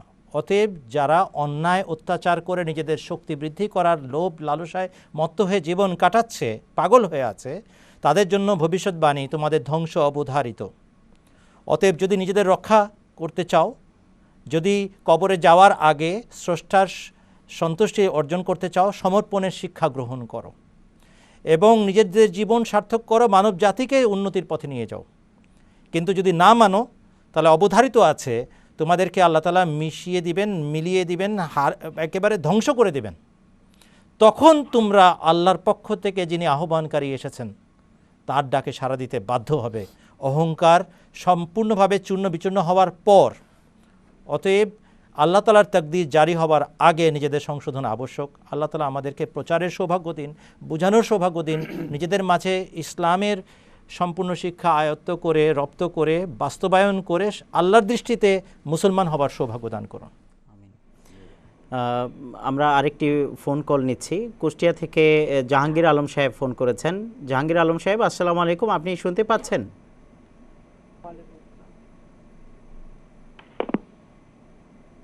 আসসালামু আলাইকুম, আপনি কি শুনতে পাচ্ছেন? ওয়ালাইকুম আসসালাম, আমি শুনতে পাচ্ছি। আসসালামু আলাইকুম। ওয়ালাইকুম আসসালাম, জি আমি শুনতে পাচ্ছি। জি, আপনি আপনার প্রশ্নটি করুন। আমি শৈলমারী জামাত থেকে বলছি। জি, মোহাম্মদ জাহাঙ্গীর আলম, আমি একজন নন-আহমদী। আমার প্রশ্ন হচ্ছে যে আমি বিশ্বাস করি যে হযরত ঈসা আলাইহিস সালাম মারা গেছেন, জীবিত নেই। আর আমার মেইন যে প্রশ্নটা সেটা হচ্ছে যে এই ইমাম মাহদী ইনি কি অরিজিনালি মানে আমাদের মসিহ, আমাদের উদ্ধারকারী? তাহলে কাইন্ডলি কোরআনের আলোকে একটু বুঝিয়ে যদি বলেন। আপনি আপনার প্রশ্নটি শেষ অংশটি আরেকবার বলুন। আমার প্রশ্ন যে হচ্ছে যে ইমাম মাহাদি যে অরিজিনালি বা আল্লাহর প্রেরিত পুরুষ, সেটা যদি একটু বুঝিয়ে বলেন। আচ্ছা আচ্ছা, ঠিক আছে। ওনার প্রশ্ন হলো যে তিনি বলছেন যে তিনি ঈসা আলাইহিস সালাম যে মারা গিয়েছেন এই বিষয়টি তিনি মানেন এবং বিশ্বাস করেন, কিন্তু ইমাম মাহদী আলাইহিস সালাম যাকে আপনারা বলছেন যে এসে গেছেন, তিনি যে সত্য এই বিষয়ে যদি আপনি কিছু বলতেন। মৌলানা বশির রহমান সাহেব। জাযাকাল্লাহ ভাই, আপনার প্রশ্নের জন্য আপনাকে ধন্যবাদ। অনেক বড় বাধাই তো আপনি ডিঙ্গিয়ে ফেলেছেন, অতিক্রম করে ফেলেছেন। কেননা সবচেয়ে বড় বাধাই হয় ঈসা আলাইহিস সালামের মৃত্যুকে নিয়েই। কারণ ঈসা আলাইহিস সালাম যদি মারা গিয়ে থাকেন তো নিশ্চয়ই তার জায়গায় যিনি আসবেন তো তার সত্যতা প্রমাণ করা তেমন কোনো বিষয় না। তো অনেক জায়গায় অনেক আয়াত আছে। আমি আজকের এই অনুষ্ঠানে একটা এমন আয়াত আনতে যাচ্ছি বা এমন কয়েকটা আয়াত আনতে যাচ্ছি যে আয়াতগুলি আল্লাহ তাআলা সত্যায়ন করছেন একজন সত্যবাদীর। আল্লাহ তাআলা পবিত্র কোরআনে সূরা আল হাক্কায় 45 থেকে 48 নম্বর আয়াতে যিনি আল্লাহ তাআলার পক্ষ থেকে আসবেন তার সত্যতার কি প্রমাণ হবে সেই কথা তিনি বলছেন। সেখানে তিনি বলছেন যে আউযু বিল্লাহি মিনাশ শাইতানির রাজিম ওয়ালাউ তাকাওয়াল আলাইনা বাযাল আকাবিল লা আখাযনা মিনহু বিল ইয়ামিন সুম্মা লাকাতানা মিনহুল বাতিন ফামা মিনকুম মিন আহাদিন আনহু হাজিজিন। যে যদি এই রসুল অর্থাৎ মুহাম্মদ আরবি সাল্লাল্লাহু আলাইহি সাল্লাম তিনি যদি কোনো কিছু মিথ্যা বানিয়ে আমাদের প্রতি আরোপ করতেন তাহলে লা আখাযনা মিনহু বিল ইয়ামিন, তাহলে আমরা তাকে ডান হাতে ধরতাম। সুম্মা লাকাতানা মিনহুল বাতিন, তারপর আমরা তার জীবন সেরা কেটে দিতাম। ফামা মিনকুম মিন আহাদিন আনহু হাজিজিন, তোমাদের মধ্যে থেকে কেউ নেই যে আমার হাত থেকে তাকে রক্ষা করতে পারত। অর্থাৎ মিথ্যাবাদীর ধ্বংস অনিবার্য। হযরত মুহাম্মদ মুস্তাফা সাল্লাল্লাহু আলাইহি সাল্লাম মিথ্যাবাদী ছিলেন না, আল্লাহ তাআলার পক্ষ থেকে সত্য প্রত্যাদিষ্ট ছিলেন, বিধায় তিনি 23 বছর সুদীর্ঘ জীবন পেয়েছেন। তাহলে দেখা যাচ্ছে যে ব্যক্তি 23 বছরের জীবন পাবে তাহলে সে সত্যবাদী হিসাবে আখ্যায়িত হবে। কেননা রসুল করিম সাল্লাল্লাহু আলাইহি সাল্লামকে যেহেতু আল্লাহ তাআলা মাপকাঠি হিসাবে রেখেছেন, আর সেই মাপকাঠির আলোকে যে ব্যক্তি রসুল করিম সাল্লাল্লাহু আলাইহি সাল্লামের ন্যায় 23 বছর আল্লাহ তাআলার পক্ষ থেকে প্রত্যাদিষ্ট বা আল্লাহ তাআলার পক্ষ থেকে এলহাম পাওয়ার পর সময় পায়, সে অবশ্যই সত্যবাদী হবে।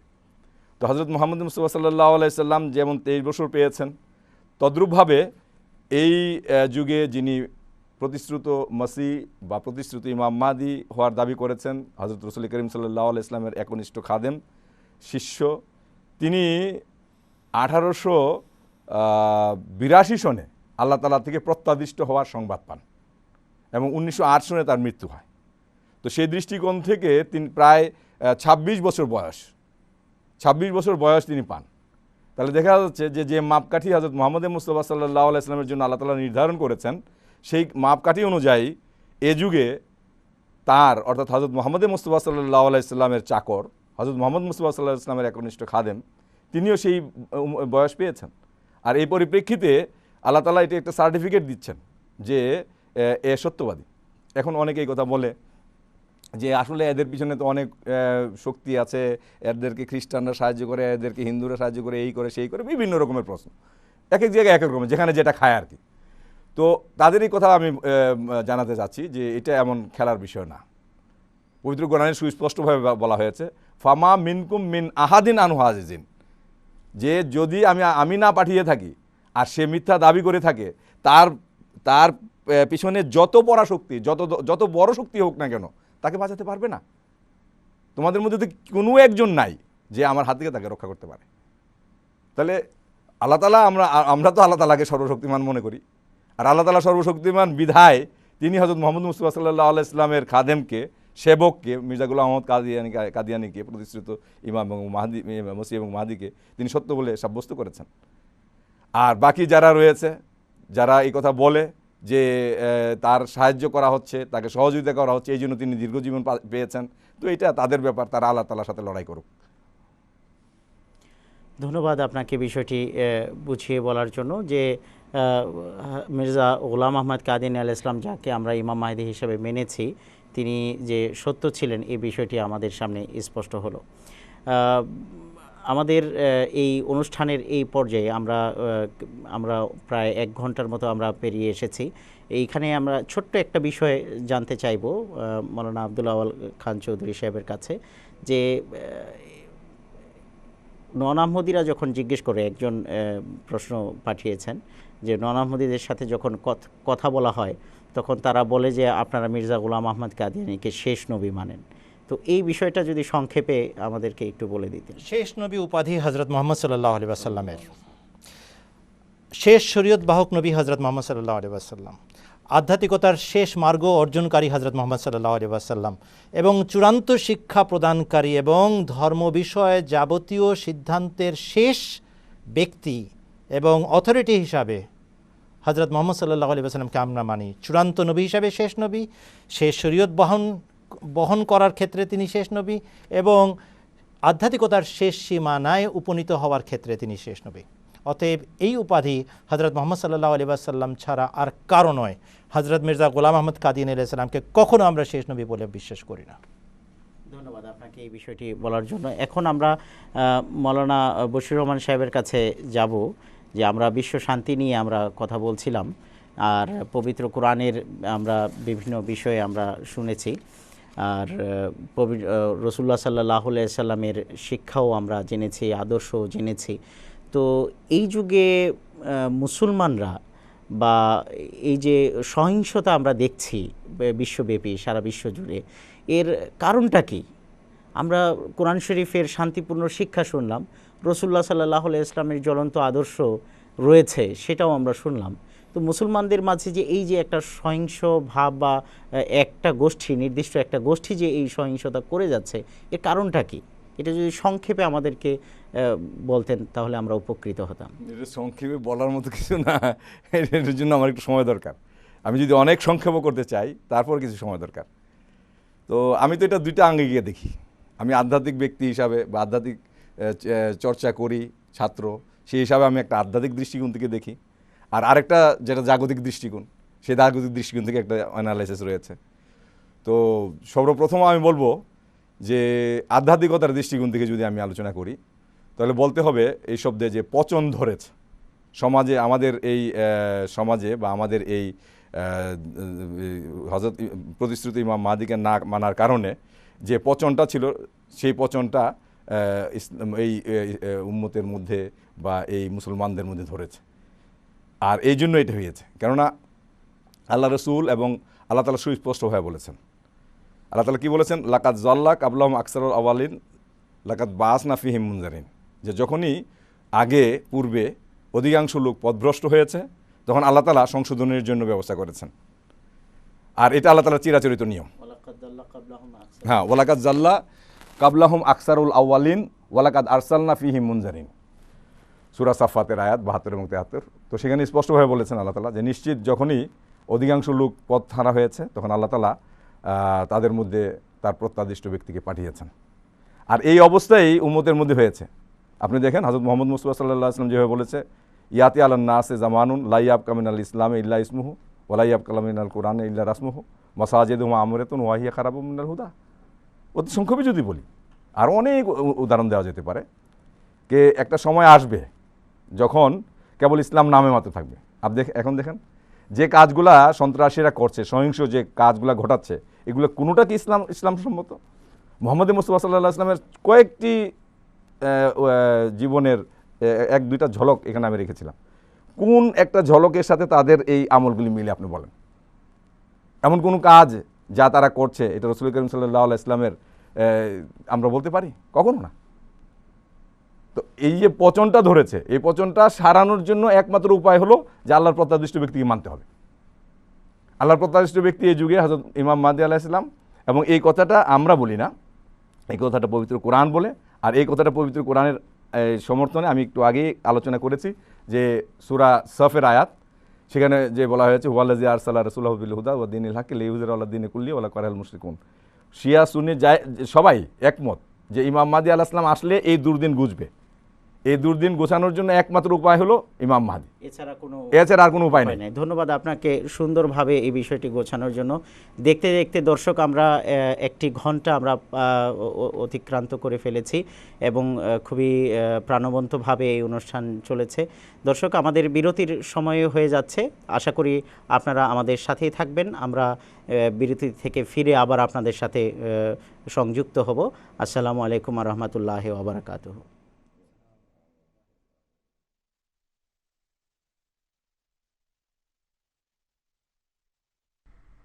হে খুদা দয়াময় রহমান রহিম, হে বিরাট হে মহান হে অনন্ত অসীম, হে খুদা দয়াময় রহমান রহিম।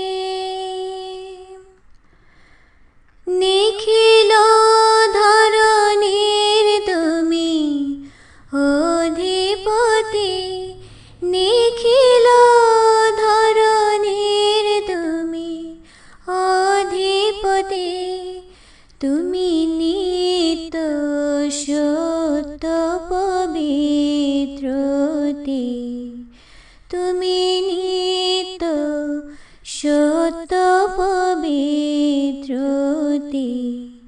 চির অন্ধকারে তুমি ধ্রুব জ্যোতি, তুমি সুন্দর মঙ্গল মহামহিম, তুমি সুন্দর মঙ্গল মহামহিম।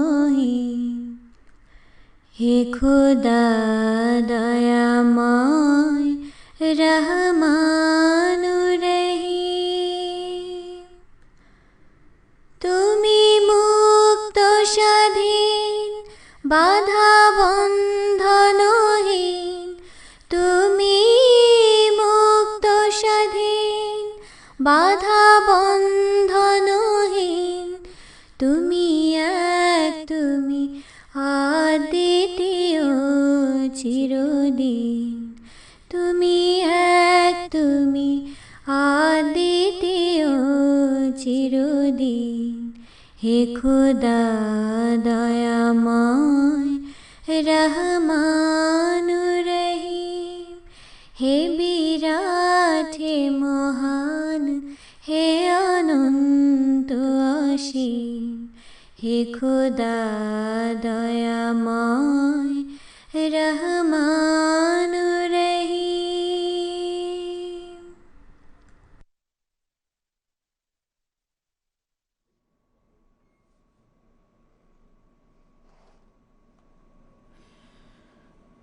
আসসালামু আলাইকুম ওয়া রাহমাতুল্লাহি ওয়া বারাকাতুহু। বিরতির পর আবার ফিরে এলাম আপনাদের প্রিয় অনুষ্ঠান সত্যের সন্ধানে।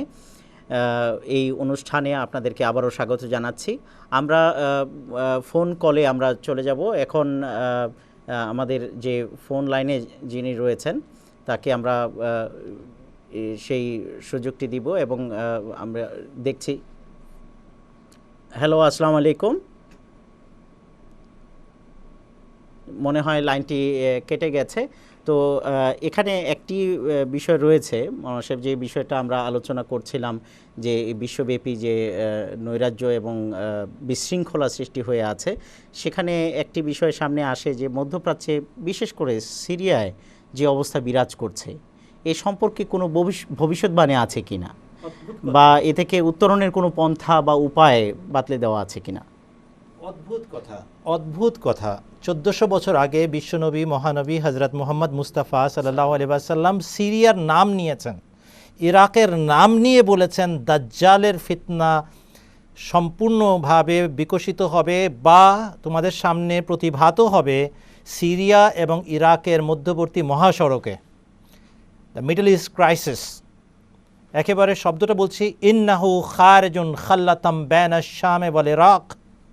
মুসলিম শরীফ কিতাবুল ফিতনের হাদিস, হজরত নওয়াস বিন সামান রাদিয়াল্লাহু আনহু বর্ণিত। রাসূলুল্লাহ সাল্লাল্লাহু আলাইহি ওয়াসাল্লাম সাবধান করেছেন মানব জাতিকে, দাজ্জালকে চিনে নাও আগে ভাগে এবং মেনে নাও আমার পক্ষ থেকে যে যুগের ইমামকে পাঠানো হয়েছে তাকে। তা না হলে তোমরা কিন্তু দাজ্জালের বিভৎসতম রূপ প্রকাশিত হতে দেখবে ইরাক এবং সিরিয়ার মহাসড়কে। এই মিডল ইস্ট ক্রাইসিসের সময় সে মাথা চাড়া দিবে এবং তখন তোমরা বুঝবে আমি তোমাদের সত্যনবী হিসাবে কি কথা বলে গেছিলাম। আবার বলছি, মুসলিম শরীফ কিতাবুল ফিতন, হজরত নওয়াজ বিন সামান রাজিয়াল্লাহু আনহু বর্ণিত হাদিস, দীর্ঘ হাদিস, এবং সেই হাদিসের মাঝে স্পষ্টভাবে সিরিয়া এবং ইরাকের নাম নিয়ে রাসূলুল্লাহ সাল্লাল্লাহু আলাইহি ওয়াসাল্লাম বলেছেন এইখানে দাজ্জাল প্রতিভাত হবে তোমাদের সামনে। আজ থেকে 125 বছর আগে হজরত আকদাস মির্জা গোলাম আহমদ কাদিয়ানী আলাইহিসসালাতু ওয়াসসালাম এসে জামাত প্রতিষ্ঠা করেছেন আল্লাহর আদেশে। লোকেরা বলেছে মানি না, মানবো না। কেন মানি না, মানবো না? দাজ্জাল আসে নাই, দাজ্জাল আসে নাই। তিনি দেখেছেন এই পশ্চিমা খ্রিস্টান পরাশক্তি এরা হচ্ছে দাজ্জাল। তারা বলেন না, মানি না, মানো না, মানবো না। ইয়াজুজ মাজুজ চিনি নাই। ইয়াজুজ মাজুজ হচ্ছে দাজ্জালের সামরিক বাহিনীর নাম। একটা দাজ্জালের পরিচয় হচ্ছে ধর্মীয় আঙ্গিকে, ধর্মীয় বিশ্বাসের দিক থেকে সবচেয়ে বড় ধোঁকাবাজ। 3 খোদাকে 1 খোদা, 1 খোদাকে 3 খোদা বানিয়ে বিক্রি করে, মানুষকে পথভ্রষ্ট করে।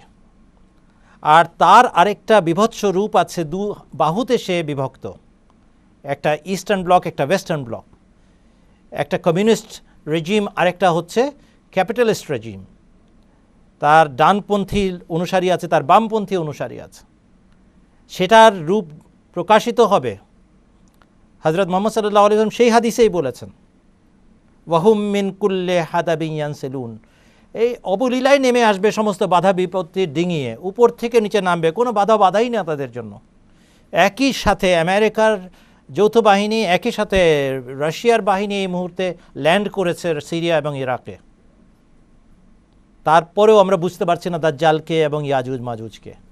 125 বছর ধরে আমরা বলছি দাজ্জাল এসে গেছে, অতএব দাজ্জালকে বধ করার অর্থ হচ্ছে তাদের তৃত্ববাদকে খণ্ডন করা, তাদের খোদার পুত্র, ঈশ্বর নাউজুবিল্লাহ মিন জালিক ঈসা ইবনে মারিয়ামকে মৃত সাব্যস্ত করে হজরত মসিহ মাউদ ইমাম মাহদি আলাইহিসসালাতু ওয়াসসালাম, মির্জা গোলাম আহমদ কাদিয়ানী আলাইহিসসালাম দাজ্জালকে বধ করে গেছেন এবং শান্তি সৌহার্দ্যের বার্তা শুনিয়ে গেছেন, সমর্পণের শিক্ষা দিয়ে গেছেন, যুক্তি, ভালোবাসা, প্রেম, দলিল, নিদর্শন দেখিয়ে গেছেন এবং বলেছেন এটা হচ্ছে অস্ত্র ইসলাম ছড়ানোর, ধর্ম পালন করার, লালন করার।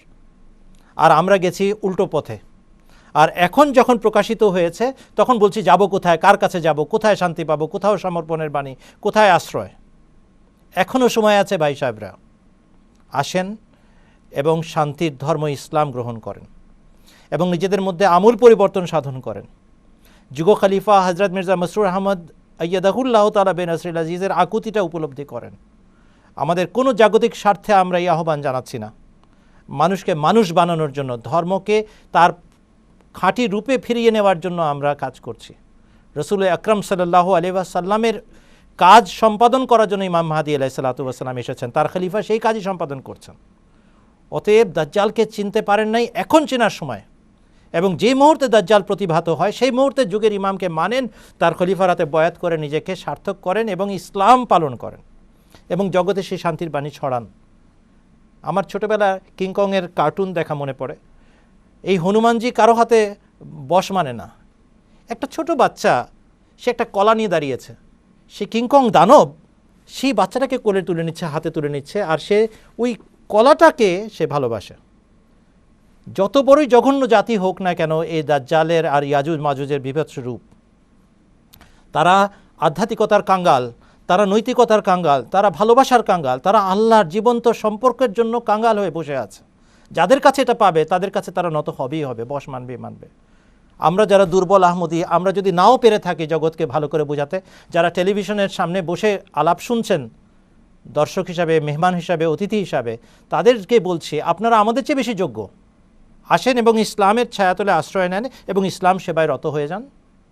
যুগের খলিফার অধীনে তার সেনাপতি সেজে আপনারা বিশ্বময় ইসলামের খাঁটি রূপ ছড়ান। দেখেন এই দাজ্জালি ফিতনা বন্ধ হয় কি হয় না। আল্লাহ তাআলা আমাদের সবাইকে সৌভাগ্য দান করুন। ধন্যবাদ। শুধু দর্শক মণ্ডলী যেভাবে শুনেছেন, আমাদের আসলে আন্তরিক নিবেদন যে আসুন এবং শেষ যুগের প্রতিশ্রুত মাহদি এবং মসির সহযোগী হিসেবে এসে এই দাজ্জালের মোকাবেলা সম্মিলিতভাবে করুন এবং তার পন্থা আল্লাহ তাআলার পক্ষ থেকে যে ব্যবস্থাপত্র সেই অনুযায়ী আমরা তার সাথে মোকাবেলা করুন। দর্শক, আমরা যেহেতু 1 ঘন্টা অতিক্রান্ত করে ফেলেছি, আমরা এই অনুষ্ঠানে যোগ দেওয়ার জন্য যে ফোন নাম্বার সেটি আরেকবার আপনাদেরকে জানিয়ে দিই, যেন আপনারা সহজে ফোন করতে পারেন। আপনারা এই নাম্বারে ফোন করতে পারেন এই অনুষ্ঠানে সরাসরি যোগ দেওয়ার জন্য 017-999-00025 এবং 015-214-38097। এছাড়াও আপনারা ইমেল করতে পারেন, ইমেলের মাধ্যমেও আপনারা প্রশ্ন দিতে পারেন sslive@mta.tv। অতএব আপনারা আপনাদের এই অনুষ্ঠানের সাথে যদি সরাসরি যুক্ত হতে চান, আপনারা এই নাম্বারে আপনারা ফোন করে এই নাম্বারে যুক্ত হতে পারেন। এখন আমরা ফোন কলে যাব। আমাদের সাথে ফোনে রয়েছেন একজন নন আহমদি রয়েছেন। আসসালামু আলাইকুম, আপনি কি শুনতে পাচ্ছেন আমার কথা? শুনতে পাচ্ছি। জি, আপনার নাম এবং আপনার প্রশ্নটি করুন। আমার নাম জাকির হোসেন, আমি আশপাড়া থেকে বলছি। আচ্ছা, জি, আপনি আপনার প্রশ্নটি করুন।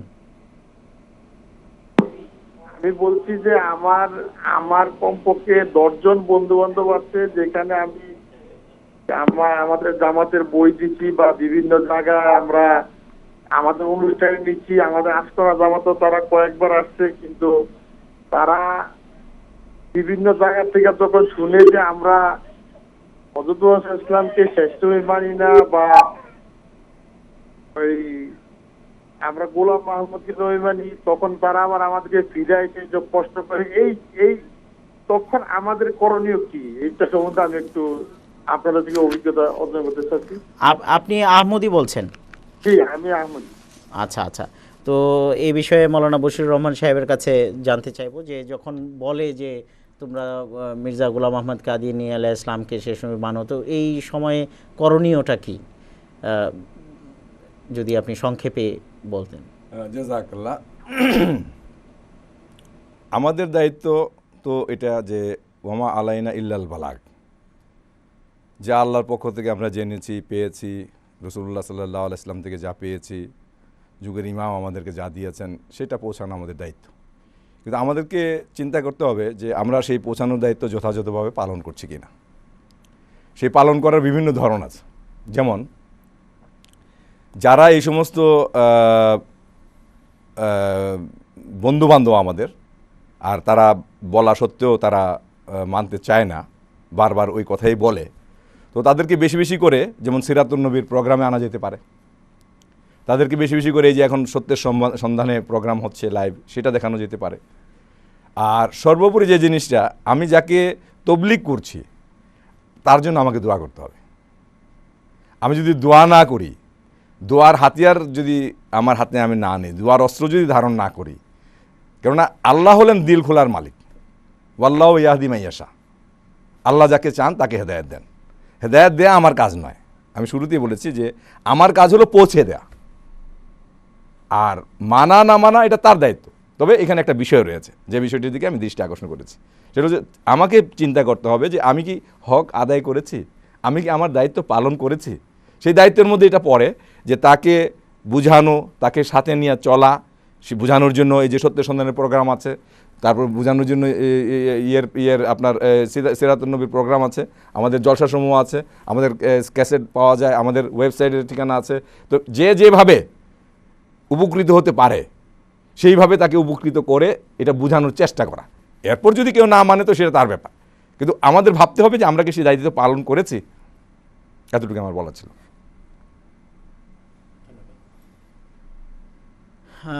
ধন্যবাদ। এখন আমরা একটি সংবাদ পাওয়া গেছে যে আজকে বগুড়ায় শিয়া ধর্মাবলম্বীদের মসজিদে আক্রমণ হয়েছে এবং আক্রমণে 3 জন লোক আহত এবং মসজিদের মুয়াজ্জিন নাকি নিহত হয়েছেন। খুবই দুঃখজনক একটি সংবাদ আমরা এখানে পেয়েছি। তো এই সংক্রান্ত বিষয়ে মৌলানা সাহেব যদি একটু আমাদেরকে বলতেন। এটা এখনই একটি সূত্রে এই সংবাদ পাওয়া গেছে। যদি এই সংবাদটি সত্য প্রমাণিত হয়, তাহলে এটা আমাদের জাতির জন্য একটা বিরাট চিন্তার বিষয়। কেননা আমরা তো সৌহার্দ্যের দেশ, সাম্প্রদায়িক সম্প্রীতির দেশ, ধর্মনিরপেক্ষতার দেশ বাংলাদেশ, এবং এখানে সমস্ত ধর্ম এবং মতের লোক বসবাস করছে স্বাচ্ছন্দ্যে এবং সৌহার্দ্যপূর্ণ অবস্থানে আছে, সহাবস্থানে বিশ্বাস করে। এবং এটি শুধু মুখের কথা নয়, বাহ্যিকভাবেও এবং বাস্তবেও আমরা সেটার রূপায়ণ করেছি এবং দেখিয়েছি। এটা ন্যাক্কারজনক কাজ করা হয়েছে।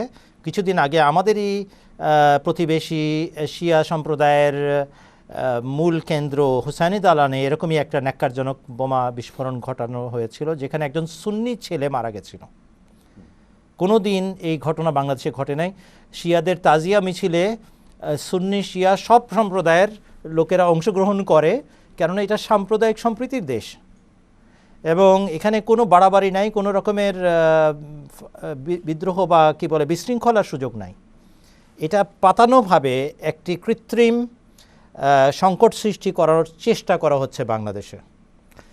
যারা ধর্ম নিয়ে ব্যবসা করে, রাজনীতি কূটনীতি করে, মিথ্যাচার করে এবং রাজনৈতিক ক্ষমতা দখলের জন্য ধর্মকে অস্ত্র হিসাবে ব্যবহার করার অপচেষ্টা চালায়, তারা যেহেতু এখন তাদের পায়ের তল থেকে মাটি সরে যেতে দেখছে, এজন্য তারা নন ইস্যুকে ইস্যু বানানোর চেষ্টা করছে।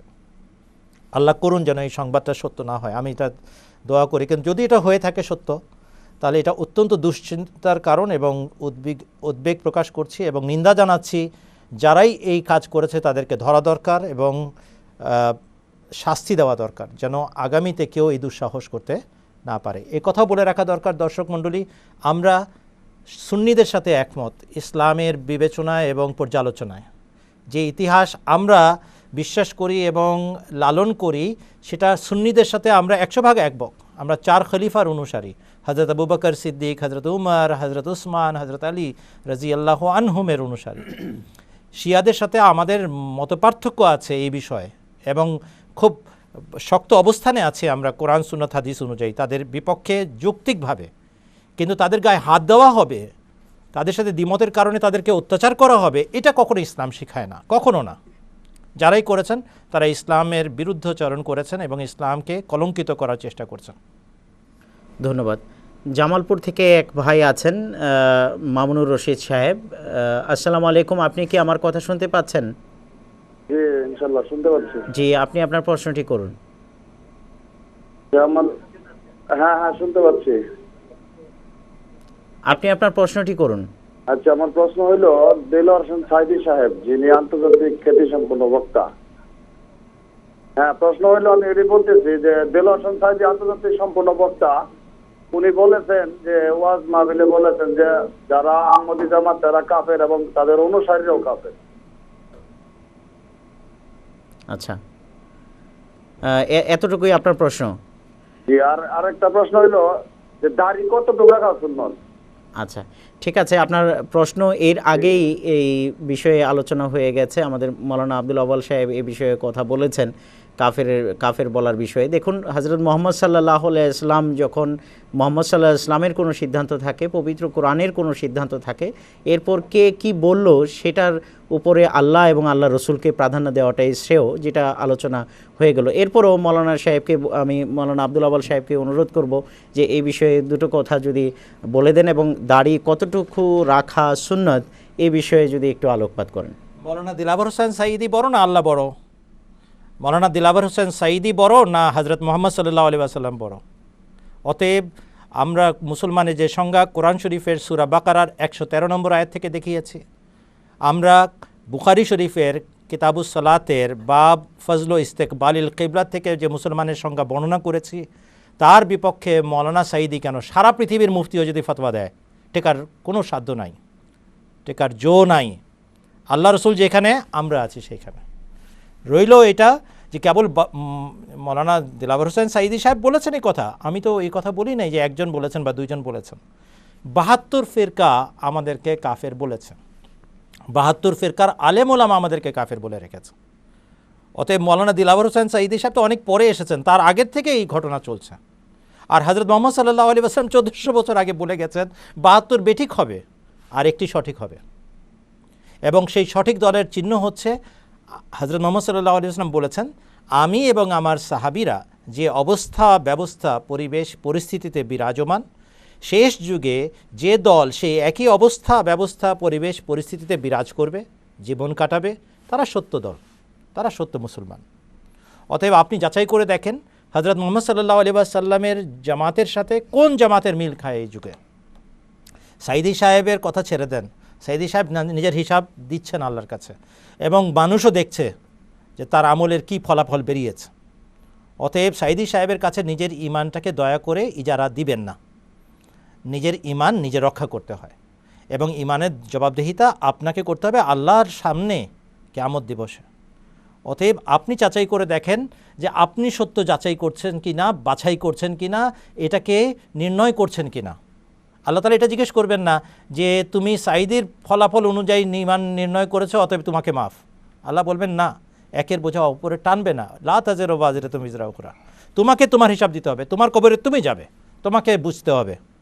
হয় দায়িত্বের সাথে গ্রহণ করবেন, না হলে দায়িত্বের সাথে অস্বীকার করবেন। পুরস্কার পেলেও আপনি পাবেন আর তিরস্কার পেলেও আপনি পাবেন। সাইদি সাহেব আপনার কবরে যাবে না, আপনি তার কবরে যাচ্ছেন না। এটা গেল সাইদি সাহেবের কথা। সাইদি সাহেবের বক্তব্যেরই শেষে সেদিন কিছু বৌদ্ধ মুসলমান হয়েছিলেন। আপনি যে ক্যাসেটের কথা বলছেন প্যারেড গ্রাউন্ডের, তারপরেও তিনি চিটাগংয়ে আরও বক্তব্য রেখেছেন। সেই একই অনুষ্ঠানে ইউটিউবে লোডেড আছে, সেটা শেষে 2 জন পুরুষ বৌদ্ধ এবং 3 জন পর্দার আড়ালে মহিলা বৌদ্ধ মুসলমান হয়েছিলেন। সবার সামনে সাইদি সাহেব ডেকে নিয়ে হাতে হাত রাখতে বলেন আর বলেন, পড়ো লা ইলাহা ইল্লাল্লাহ। ওনারা পড়লেন লা ইলাহা ইল্লাল্লাহ মুহাম্মদুর রাসূলুল্লাহ, মুহাম্মদুর রাসূলুল্লাহ। বলেন আশহাদু আল্লা ইলাহা ইল্লাল্লাহু ওয়াহদাহু লা শারীকা লাহু ওয়া আশহাদু আন্না মুহাম্মাদান আবদুহু ওয়া রাসূলুহু। বৌদ্ধরা পড়লেন কালেমায়ে শাহাদাত আর হযরত আপনার কথা অনুযায়ী দিলাওয়ার হোসেন সাইদি সাহেবের হাতে তারা মুসলমান হয়ে গেলেন। কোন কলেমাটা পড়েছিলেন? কালেমায়ে তাইয়্যিবা, কালেমায়ে শাহাদাত। আমাদের কলেমা কি? কালেমায়ে তাইয়্যিবা, কালেমায়ে শাহাদাত। লা ইলাহা ইল্লাল্লাহ মুহাম্মাদুর রাসূলুল্লাহ আমরা পড়ি এবং বিশ্বাস করি, এটা নিয়ে কবরে যাব। আশহাদু আল্লা ইলাহা ইল্লাল্লাহু ওয়াহদাহু লা শারীকা লাহু ওয়া আশহাদু আন্না মুহাম্মাদান আবদুহু ওয়া রাসূলুহু, সেটাই আমাদের কলেমা এবং সঙ্গে যাবে এই বিশ্বাস। অতএব যদি দিলাওয়ার হোসেন সাইদির আপনি মুরিদ হয়ে থাকেন, অনুসারী হয়ে থাকেন, ভক্ত হয়ে থাকেন, আপনার জন্য ছাড় নাই। দিলাওয়ার হোসেন সাইদের আমল দেখাচ্ছে মুসলমান হওয়ার জন্য কেবল কলেমা পড়তে হয় এবং বিশ্বাস করতে হয়। কোনো মোল্লার ফতোয়া তাকে অমুসলমান ঘোষণা করতে পারে না, বরং একজন বৈধ মুসলমান হতে হলেও কলেমা পড়ে মুসলমান হতে হবে। ধন্যবাদ আপনাকে। ধন্যবাদ। আরেকটা প্রশ্ন যেটা রয়েছে, জি, একটা বিষয় বলার লোভ সামলাতে পারছি না, সেটা হলো যে এখন যে কথাটা বলা হচ্ছে এই যুগে, যেহেতু মৌলানা দেলোয়ার হোসেন সাইদি সাহেব একজন আলেম, তো রসুল করিম, আমরা যদি আজ থেকে 1400 বছর পূর্বে চলে যাই হযরত মুহাম্মদ মুস্তাফা সাল্লাল্লাহু আলাইহি ওয়াসাল্লামের যুগে, তো সেই সময় তো আবুল হাকাম তিনিও তো একটা সাইদির থেকে মনে হয় কম আলেম ছিলেন না।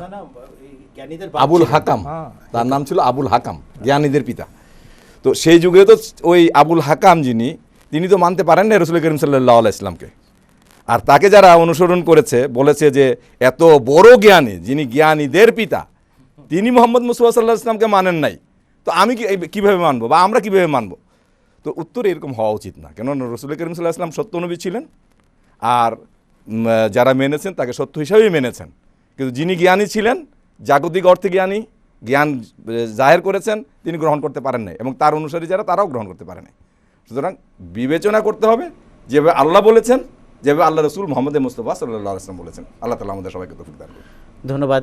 এই প্রসঙ্গে দর্শক জনাব যিনি প্রশ্ন করেছিলেন, আপনাকে বলছি যে হযরত মির্জা গোলাম আহমদ কাদিয়ানী আলাইহিস সালামের প্রতি আল্লাহ তাআলা একটি ইলহাম করেছিলেন 2 জুন 1900 সালে, এবং সেখানে আল্লাহ তাআলা বলেছিলেন যে কাদের কে কারোবার নমুদার হো গয়ে, কাফের जो कहते थे গ্রেফতার হো গয়ে।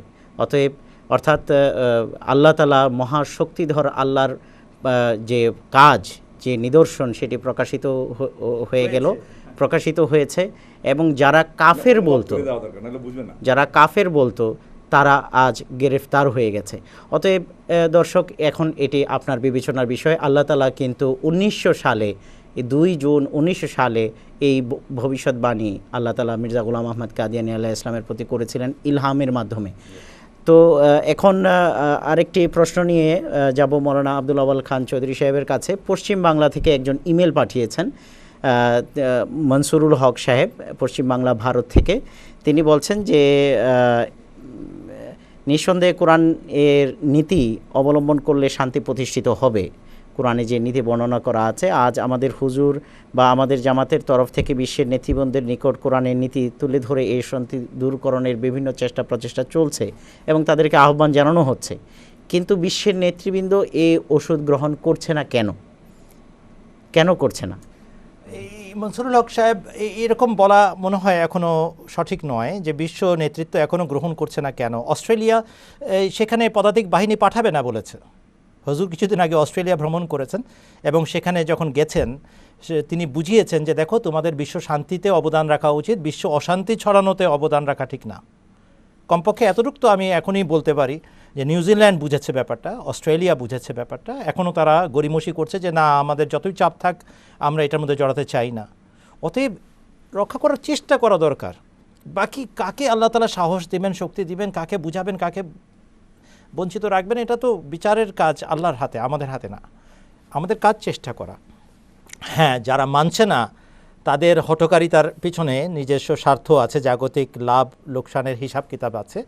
আরও পিছনে নেপথ্যে আছে তারা যারা সুদের ব্যবসা করে, যারা অস্ত্র ভাণ্ডার বিক্রির ব্যবসা করতে চায় এবং তাদের সুদের ব্যবসা বাড়াতে চায়, টাকার মুনাফা বাড়াতে চায়। তাদের দরকার কোনো না কোনোভাবে যেন যুদ্ধবিগ্রহ লেগে থাকে। এই জন্য কোরআন শরীফে সুদের ব্যবসার সাথে যুদ্ধের ঘোষণা দেওয়া আছে। যেখানেই সুদের ব্যবসা চলবে সেখানে যুদ্ধ অবধারিত, অবশ্যই এক না একটা পরিণাম হবেই যুদ্ধের আকারে। এই যে কিছুদিন আগে ইরাক আর ইরানের যুদ্ধ হলো 8 বছর ব্যাপী, তখন খুমেনি সাহেব জীবিত আছেন, সাদ্দাম সাহেবও জীবিত আছেন। তখন ওয়েস্টের পশ্চিমা শক্তির সবচেয়ে বড় ডার্লিং ছিলেন আমাদের সাদ্দাম হোসেন সাহেব।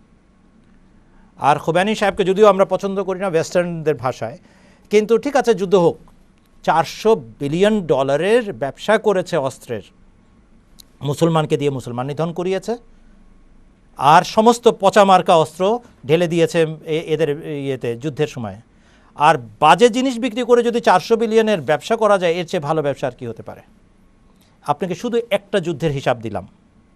অতএব এটার পিছনে অনেক বড় চক্রান্ত এবং ষড়যন্ত্র রয়েছে। ওই একই কথায় ফেরত আসি, ইসলামের শিক্ষা গ্রহণ করো এবং পৃথিবীতে ন্যায় বিচার প্রতিষ্ঠা করো এবং শান্তি এবং সমর্পণের ধর্ম অবলম্বন করো। তবে গিয়ে এই যে জিঘাংসা, এই যে লোভ লালসা আর মোহ, এই সমস্ত অমানবিক জিনিস যেটা মানুষকে এই সমস্ত জিনিসের বাড়াবাড়ি যেটা মানুষকে অমানুষে পরিণত করে, সেখান থেকে মানুষ রক্ষা পাবে।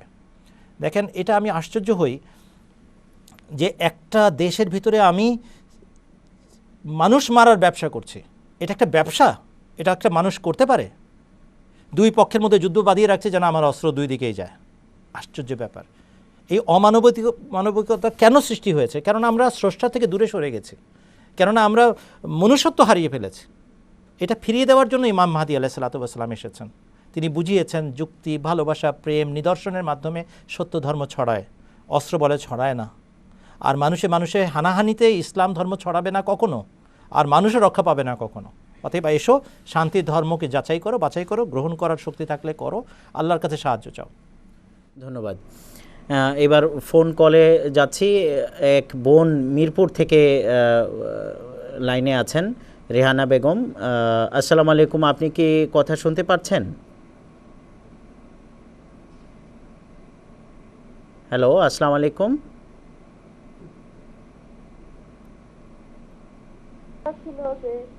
শুনতে পাচ্ছেন? জি, আপনি আপনার প্রশ্নটি করুন।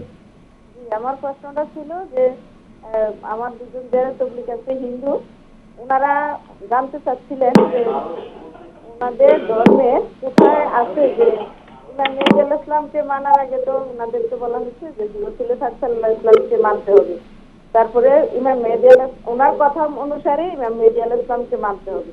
তো ওনারা জানতে চাচ্ছিলেন যে ওনাদের ধর্মের কোথায় আছে যে রাসূলুল্লাহ সাল্লাল্লাহু আলাইহি ওয়াসাল্লাম আসবেন এবং উনি ইমাম মেহেদী আলাইহিস সালামকে মানার জন্য বলবেন। এই কথাটা জানতে চাচ্ছিলেন। জি, মৌলানা বশির রহমান সাহেবের কাছে যাচ্ছি যে ইমাম মাহদী আলাইহিস সালাম যে আসবেন, এটা কোথায় আছে, কোথায় লেখা আছে? মুসলমান না, সনাতনী। সনাতনী আলোচনা তো সেই হিসাবেই পড়তে হবে না। তো আসলে আমি তো সমস্ত দলিল প্রমাণ এখানে নিয়ে আসি নাই, আমার যতটুকু স্মরণ শক্তিতে আছে আমি সেখান থেকে বলছি যে স্পষ্টভাবে এই কথাগুলি তাদের ধর্মীয় পুস্তকাদিতে রয়েছে, গীতাতে রয়েছে। যেমন যদা যদাহি, আমি তো ভুল উচ্চারণ মনে হয় আমার সঠিক হয় কিনা আমি জানি না, কারণ এটা অন্য ভাষা, সংস্কৃত, আমি যেভাবে মনে রেখেছি। যদা যদাহি ধর্মস্য গ্লানি ভবতি ভারত অভ্যুত্থানম, যে যখনই ভারতের উপর দুর্যোগ আসবে তো তখন আল্লাহ তাআলা বা ভগবান এই দুর্যোগ থেকে উদ্ধারের জন্য পরিত্রাণের ব্যবস্থা নেবেন। সেটা কি? সেটা হলো যে যারা সাধু তাদেরকে পরিত্রাণ দিবেন, আর যারা দুষ্কৃতিকারী তাদেরকে বিনাশ করবেন। এটা কিভাবে হবে? ভগবানের পক্ষ থেকে যে অবতার আসবে সেই অবতারের মাধ্যমে। আচ্ছা, এটা তো হলো যে অবতার আগমনের ব্যাপারে, যে অবতার আসবে।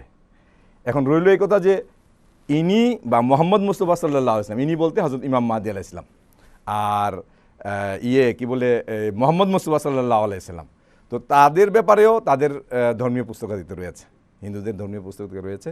যেমন কয়েকটা কথা আমি বলি।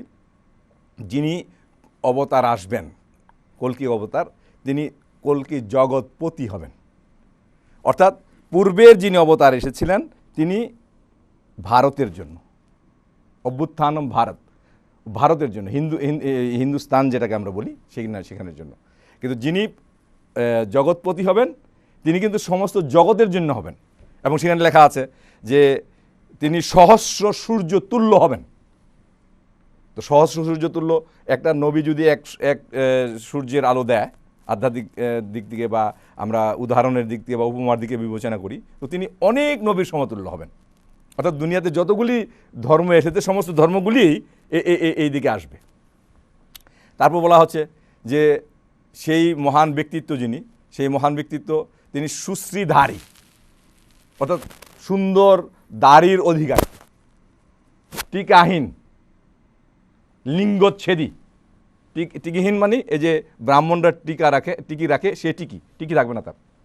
আর লিঙ্গচ্ছেদী অর্থাৎ খতনা করাবে, যেটা তাদের মধ্যে নাই, তিনটার একটাই নেই। তো এতে বোঝা যাচ্ছে যে তিনি অন্য কোথা থেকে হবেন।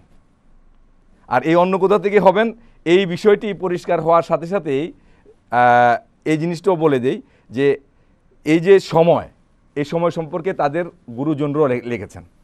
যেমন একজন আছেন ব্যাস মুনি, তিনি লিখেছেন যে সেই সময় কি হবে। সেই সময়ের একটা চিত্র অঙ্কন করতে গিয়ে তিনি বলছেন যে মদের ব্যবহার বৃদ্ধি পাবে, চৌরাস্তায় মদের ব্যবহার দেখা যাবে, পতিতালয় হবে, গায়কী বা নর্তকীর সংখ্যা বেশি হবে। তো এই যে বিবরণগুলি, মানে এগুলি যদি আমরা সব এক জায়গায় মিলিত করি, তা আমরা আমাদের কথা হয়তো বলবেন যে এটা আপনারা একত্র করে বলছেন, তো আমাদের তো তারা তো এই কথা বলছে না। এই জন্য আমি আমাদের কথা ছাড়ছি।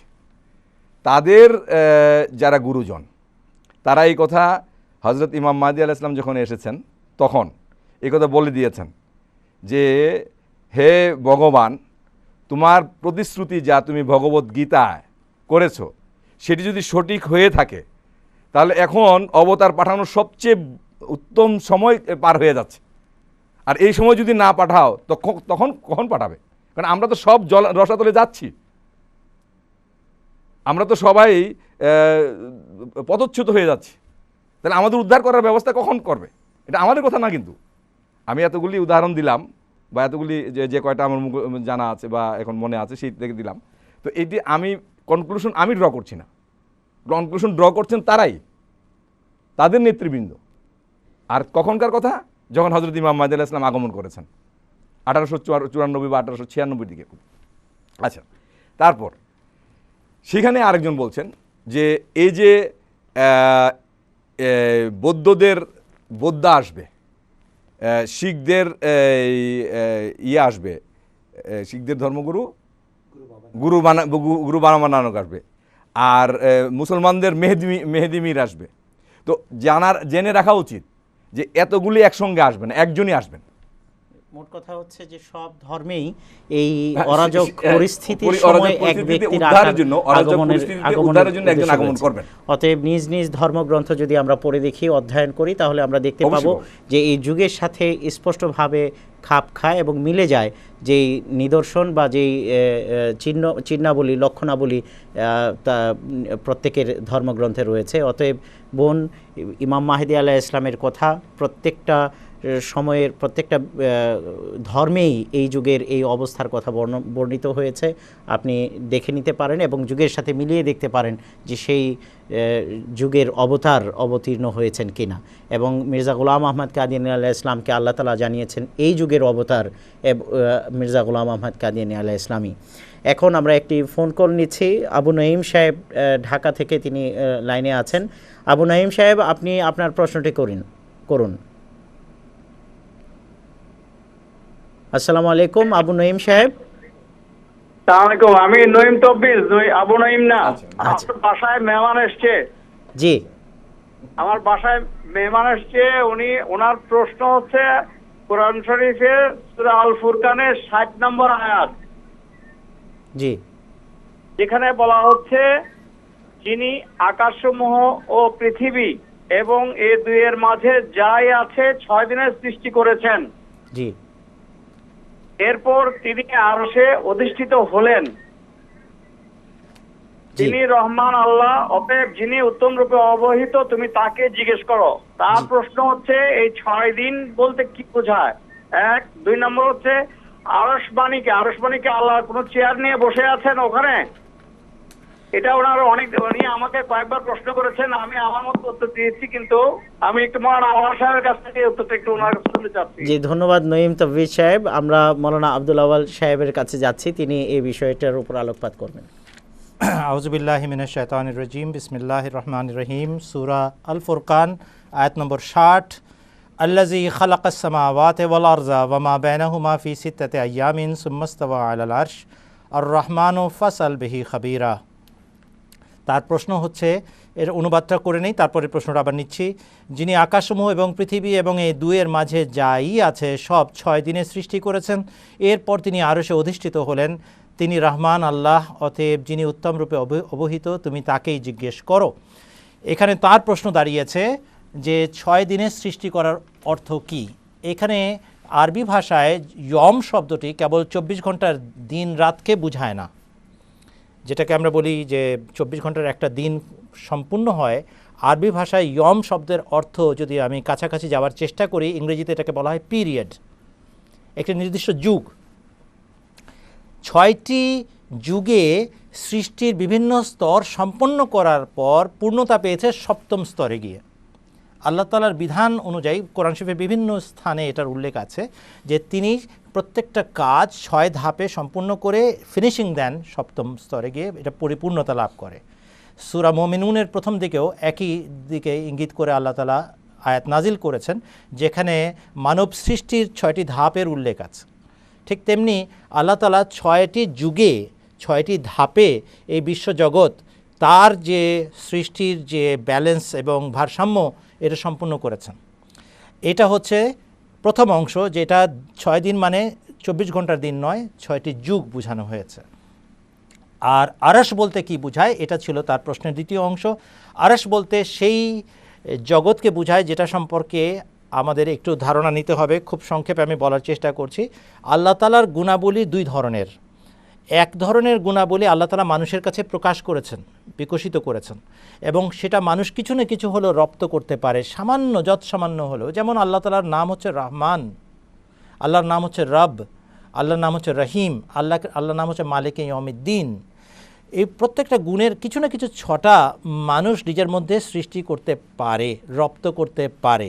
যেমন রহমান মানে অযাচিতভাবে দেন যিনি। আমিও একটা দরিদ্র মানুষকে দেখলাম, সে কিছু বলেনি আমাকে, কিন্তু আমি তার চাওয়ার আগেই আমি তার চাহিদা পূরণ করার চেষ্টা করলাম। না চাইতে দেওয়ার যে ঐশী গুণ, সেটার একটি ঝলক আমি রপ্ত করলাম। রহিম যিনি পরিশ্রমের অনেক বড় ফসল দেন, অনেক বড় ফলাফল দেন এবং বারবার দেন। আমিও আমার সাথে একটা ভালো ছেলে ভালো ব্যবহার করেছিল, আমি তাকে বারবার পুরস্কার দিতে থাকলাম, তার প্রতি অনুগ্রহের পর অনুগ্রহ করে দিলাম। তাহলে আমি রহিম খোদার একটি গুণ রপ্ত করার চেষ্টা করলাম। এটাতে একটা মানুষের মাঝে রোগ সৃষ্টি হতে পারে বা একটা কুচিন্তা সৃষ্টি হতে পারে, আমিও তো তাহলে আল্লাহ তাআলার গুণের অধিকারী, আমিও তো ঐশী গুণাবলীর মালিক এবং অধিকারী। কখনোই না, কখনোই না। আল্লাহ তাআলা এমনও অনেক গুণ রাখেন, তার মধ্যে এমনও অনেক অনেক গুণ আছে যেগুলো মানুষ কোনো মতেই রপ্ত করতে পারে না, ধারে কাছে পৌঁছাতে পারে না, এমনকি চিন্তাও করতে পারে না। যেমন আল্লাহু লা ইলাহা ইল্লাহু, এটা আল্লাহ তাআলার গুণ। আল্লাহ সে মহান অস্তিত্ব যিনি ছাড়া কোনো উপাস্য নাই। এখন এই গুণ কোনো মানুষের মধ্যে সৃষ্টি হতে পারে না। লা তাখুযুহু সিনাতুম ওয়ালা নওম, আল্লাহকে তন্দ্রা স্পর্শ করে না এবং তাকে ঘুম স্পর্শ করে না। মানুষ তন্দ্রাচ্ছন্ন হয়, ঘুমিয়েও পড়ে, কিন্তু আল্লাহর এটার কোনো প্রয়োজন নেই এবং আল্লাহ এর থেকে মুক্ত। এই গুণ মানুষের না। সে একইভাবে আল্লাহ তাআলার এমন অনেক গুণ আছে যেগুলো মানুষ চিন্তাও করতে পারে না। এই গুণাবলী দ্বারা আল্লাহ তাআলা নিজেকে তার সৃষ্ট মানুষ থেকে সম্পূর্ণভাবে ভিন্ন জগৎ এবং ইয়ে করে নেন, মানে সরিয়ে নেন, যেন তার তৌহিদ, তার একত্ববাদ, তার একলা হওয়া সাব্যস্ত হয়। তিনি মানুষের কাছে ধরা দিয়েও তিনি মানুষ নন, তিনি সৃষ্টি করেও সৃষ্টির মতো অনুরূপ কিছু নন। লাইসা কামিসলিহি শাইউন। এই যে তার পবিত্র অবস্থা, এই যে তার সবচেয়ে মহান এবং গরিয়ান মহিয়ান অবস্থান, এইখানে এমন সমস্ত গুণাবলীর বহিঃপ্রকাশ ঘটে যেগুলো মানুষ চিন্তাও করতে পারে না, রপ্তও করতে পারে না। সেই জায়গার নাম হচ্ছে আরশ। আর সেখানে গিয়ে আল্লাহ তাআলার মাহাত্ম্য এবং তার বরত্ব এবং তার মহিয়ান হওয়া এবং গরিয়ান হওয়ার বিষয়টা সাব্যস্ত হয়। আর আমাদের কাছে যে যিনি ধরা দিয়েছেন সেটা এই জন্য যেন আমরাও সেই জগতের সাথে যোগাযোগ স্থাপন করতে পারি, তার সেই সমস্ত গুণাবলী কিছুটা হলেও রপ্ত করার মাধ্যমে যেগুলো তিনি আমাদেরকে সুযোগ দিয়েছেন রপ্ত করার। অতএব আরশ বলতে আল্লাহ তাআলার সেই একত্ববাদের বহিঃপ্রকাশ স্থলকে বোঝায়, যেখানে তার সেই ইউনিক, তার সেই অতুলনীয় গুণাবলীর বহিঃপ্রকাশ ঘটে চলেছে অনন্তর এবং টানা, যেটার সাথে মানুষের কোনো সম্পর্ক যোগাযোগ সম্ভব নয়। এখানে এসে ফাতাবারাকাল্লাহু আহসানুল খালিকিন বলতে হয়। আল্লাহ তাআলা তুমি পবিত্র, তোমার তুলনা কেবল তুমি, এটা ছাড়া আর কোনো ঘোষণা দেওয়ার সুযোগ নাই, সুবহানাল্লাহ বলা ছাড়া কোনো উপায় নেই। এই যে জায়গাটা, এটা হচ্ছে আল্লাহর আরশ। তা না হলে বাহ্যিক কোনো সিংহাসন আল্লাহর আরশ নয়। ধন্যবাদ। ধন্যবাদ আপনাকে এই বিষয়টি সুন্দরভাবে বোঝানোর জন্য।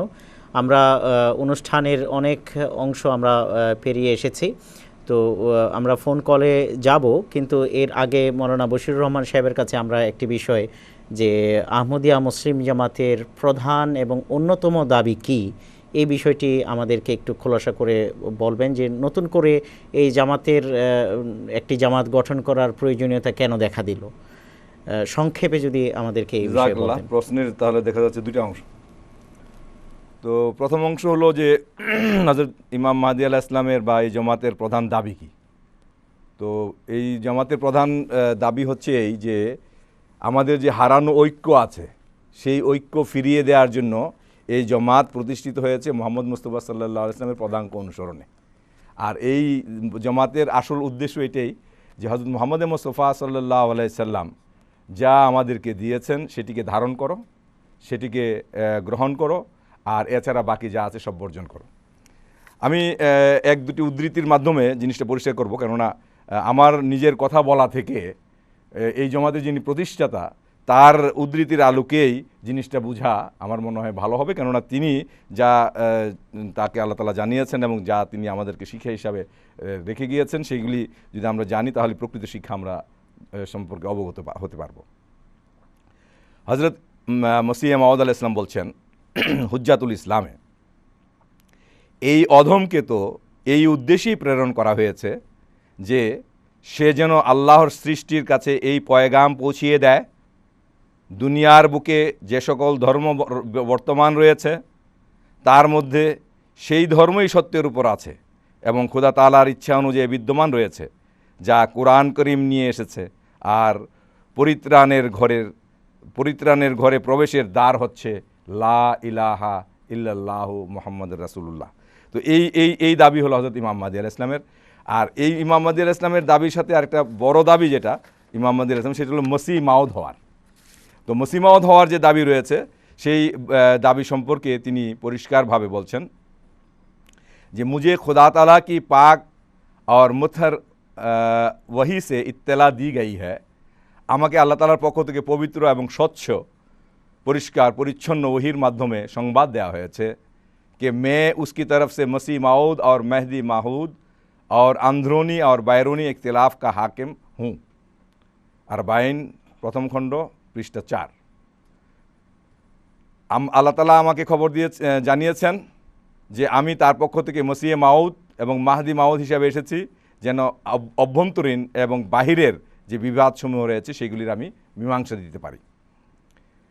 তারপর তিনি এজালা আহমে বলছেন জালনাকা মসিহ ইবনে মরিয়মা কে हमने तुम्हें मसीह इब्ने मरियम बना दिया। তো হযরত মসিহ মাউদ আলাইহিস সালামকে আল্লাহ তাআলা ইলহাম করে জানাচ্ছেন যে তোমাকে মসিহ ইবনে মরিয়ম বানিয়ে পাঠানো হয়েছে। এই সম্পর্কেই হযরত ইমাম মাহদী আলাইহিস সালাম আরও বলছেন তাসকিরাতুশ শাহাদাতাইনে, স্মরণ রেখো কেউ আকাশ হতে অবতীর্ণ হবে না, আমাদের সকল বিরুদ্ধবাদী যারা আজ জীবিত আছে তারা সকলে মরবে, কিন্তু তাদের মধ্য হতে কেউ মরিয়মের পুত্র ঈসাকে আকাশ হতে অবতীর্ণ হতে দেখবে না। এরপর তাদের সন্তানরাও মরবে, কিন্তু তাদের মধ্যে হতেও কেউ মরিয়মের পুত্র ঈসাকে আকাশ হতে অবতীর্ণ হতে দেখবে না। এরপর সন্তানদের সন্তানরা মরবে, কিন্তু তারাও মরিয়মের পুত্রকে আকাশ হতে অবতীর্ণ হতে দেখবে না। তখন খোদা তাদের হৃদয়ে ভীতির সঞ্চার করবেন যে ক্রুশের প্রাধান্যের যুগও অতিবাহিত হয়েছে এবং পৃথিবীর অবস্থা অন্যরকম হয়ে গেছে, কিন্তু মরিয়মের পুত্র ঈসা এখনও আকাশ হতে অবতীর্ণ হলেন না। কিন্তু বুদ্ধিমান ব্যক্তিরা এই বিশ্বাসের প্রতি বিতৃষ্ণ হয়ে পড়বে। এরপর আজ হতে 3য় শতাব্দী পূর্ণ হবে না, মানে 300 বছর, আজ হতে 3য় শতাব্দী পূর্ণ হবে না যখন ঈসা আলাইহিস সালামের অপেক্ষাকারীরা কি মুসলমান কি খ্রিস্টান সকলে অত্যন্ত হতাশ ও বিরক্ত হয়ে মিথ্যা বিশ্বাসকে পরিত্যাগ করবে। তখন পৃথিবীতে একটি ধর্ম হবে এবং একই নেতা হবেন। ধর্ম হবে ইসলাম আর নেতা হবে মুহাম্মদ মুস্তাফা সাল্লাল্লাহু আলাইহি ওয়াসাল্লাম। তিনি বলছেন আমি তো একটি বীজ বপন করতে এসেছি, সুতরাং আমার হাত দ্বারা ওই বীজ বপন করা হয়েছে, এখন এটা বৃদ্ধি লাভ করবে এবং বিকশিত হবে, কেউ একে প্রতিহত করতে পারবে না। সুতরাং হযরত ইমাম মাহদী আলাইহিস সালাম এসেছেন, স্পষ্ট দাবি মির্জা গোলাম আহমদ কাদিয়ানী আলাইহিস সালাম এখানে করেছেন। এখানে একটি কল আমরা মাঝখানে নিয়ে নিচ্ছি। হাফেজ আজিজুর রহমান সাহেব নেত্রকোনা থেকে তিনি আছেন। আসসালামু আলাইকুম, আপনি কি কথা শুনতে পাচ্ছেন? ওয়ালাইকুম আসসালাম ওয়া রাহমাতুল্লাহি ওয়া বারাকাতুহু। জি শুনতে পাচ্ছি। জি, আপনি আপনার প্রশ্নটি করুন। প্রশ্নটা হচ্ছে আমার এক ভাইয়ের আহমদী হাফেজ ভাইয়ের সাথে কথা বলতে গিয়া ওই জামাত সম্বন্ধে হযরতে ইমাম মাহদী আলাইহিস সালাম সম্বন্ধে আলোচনা করতে গিয়া উনি এক পর্যায়ে আমাকে প্রশ্ন করছেন আর কি যে ইমাম মাহদী আলাইহিস সালাম তো নবুয়তি দাবি করতেন। তখন আমি বললাম যে না, কোথাও তো নাই। তো তখন উনি আমাকে উদাহরণ দিলেন যে প্রত্যেক নবীর নামের সাথে আলাইহিস সালাতু ওয়াস সালাম যুক্ত আছে, ওনার সাথেও তো আলাইহিস সালাতু ওয়াস সালাম যুক্ত, উনি নবুয়তি দাবি করছেন না কিভাবে? এখন আমার প্রশ্ন হচ্ছে যে আলাইহিস সালাতু ওয়াস সালামের মানা কি, ওটা তরজমা বা এর অর্থটা কি, এইটুকু জানার ইচ্ছা ছিল আমার।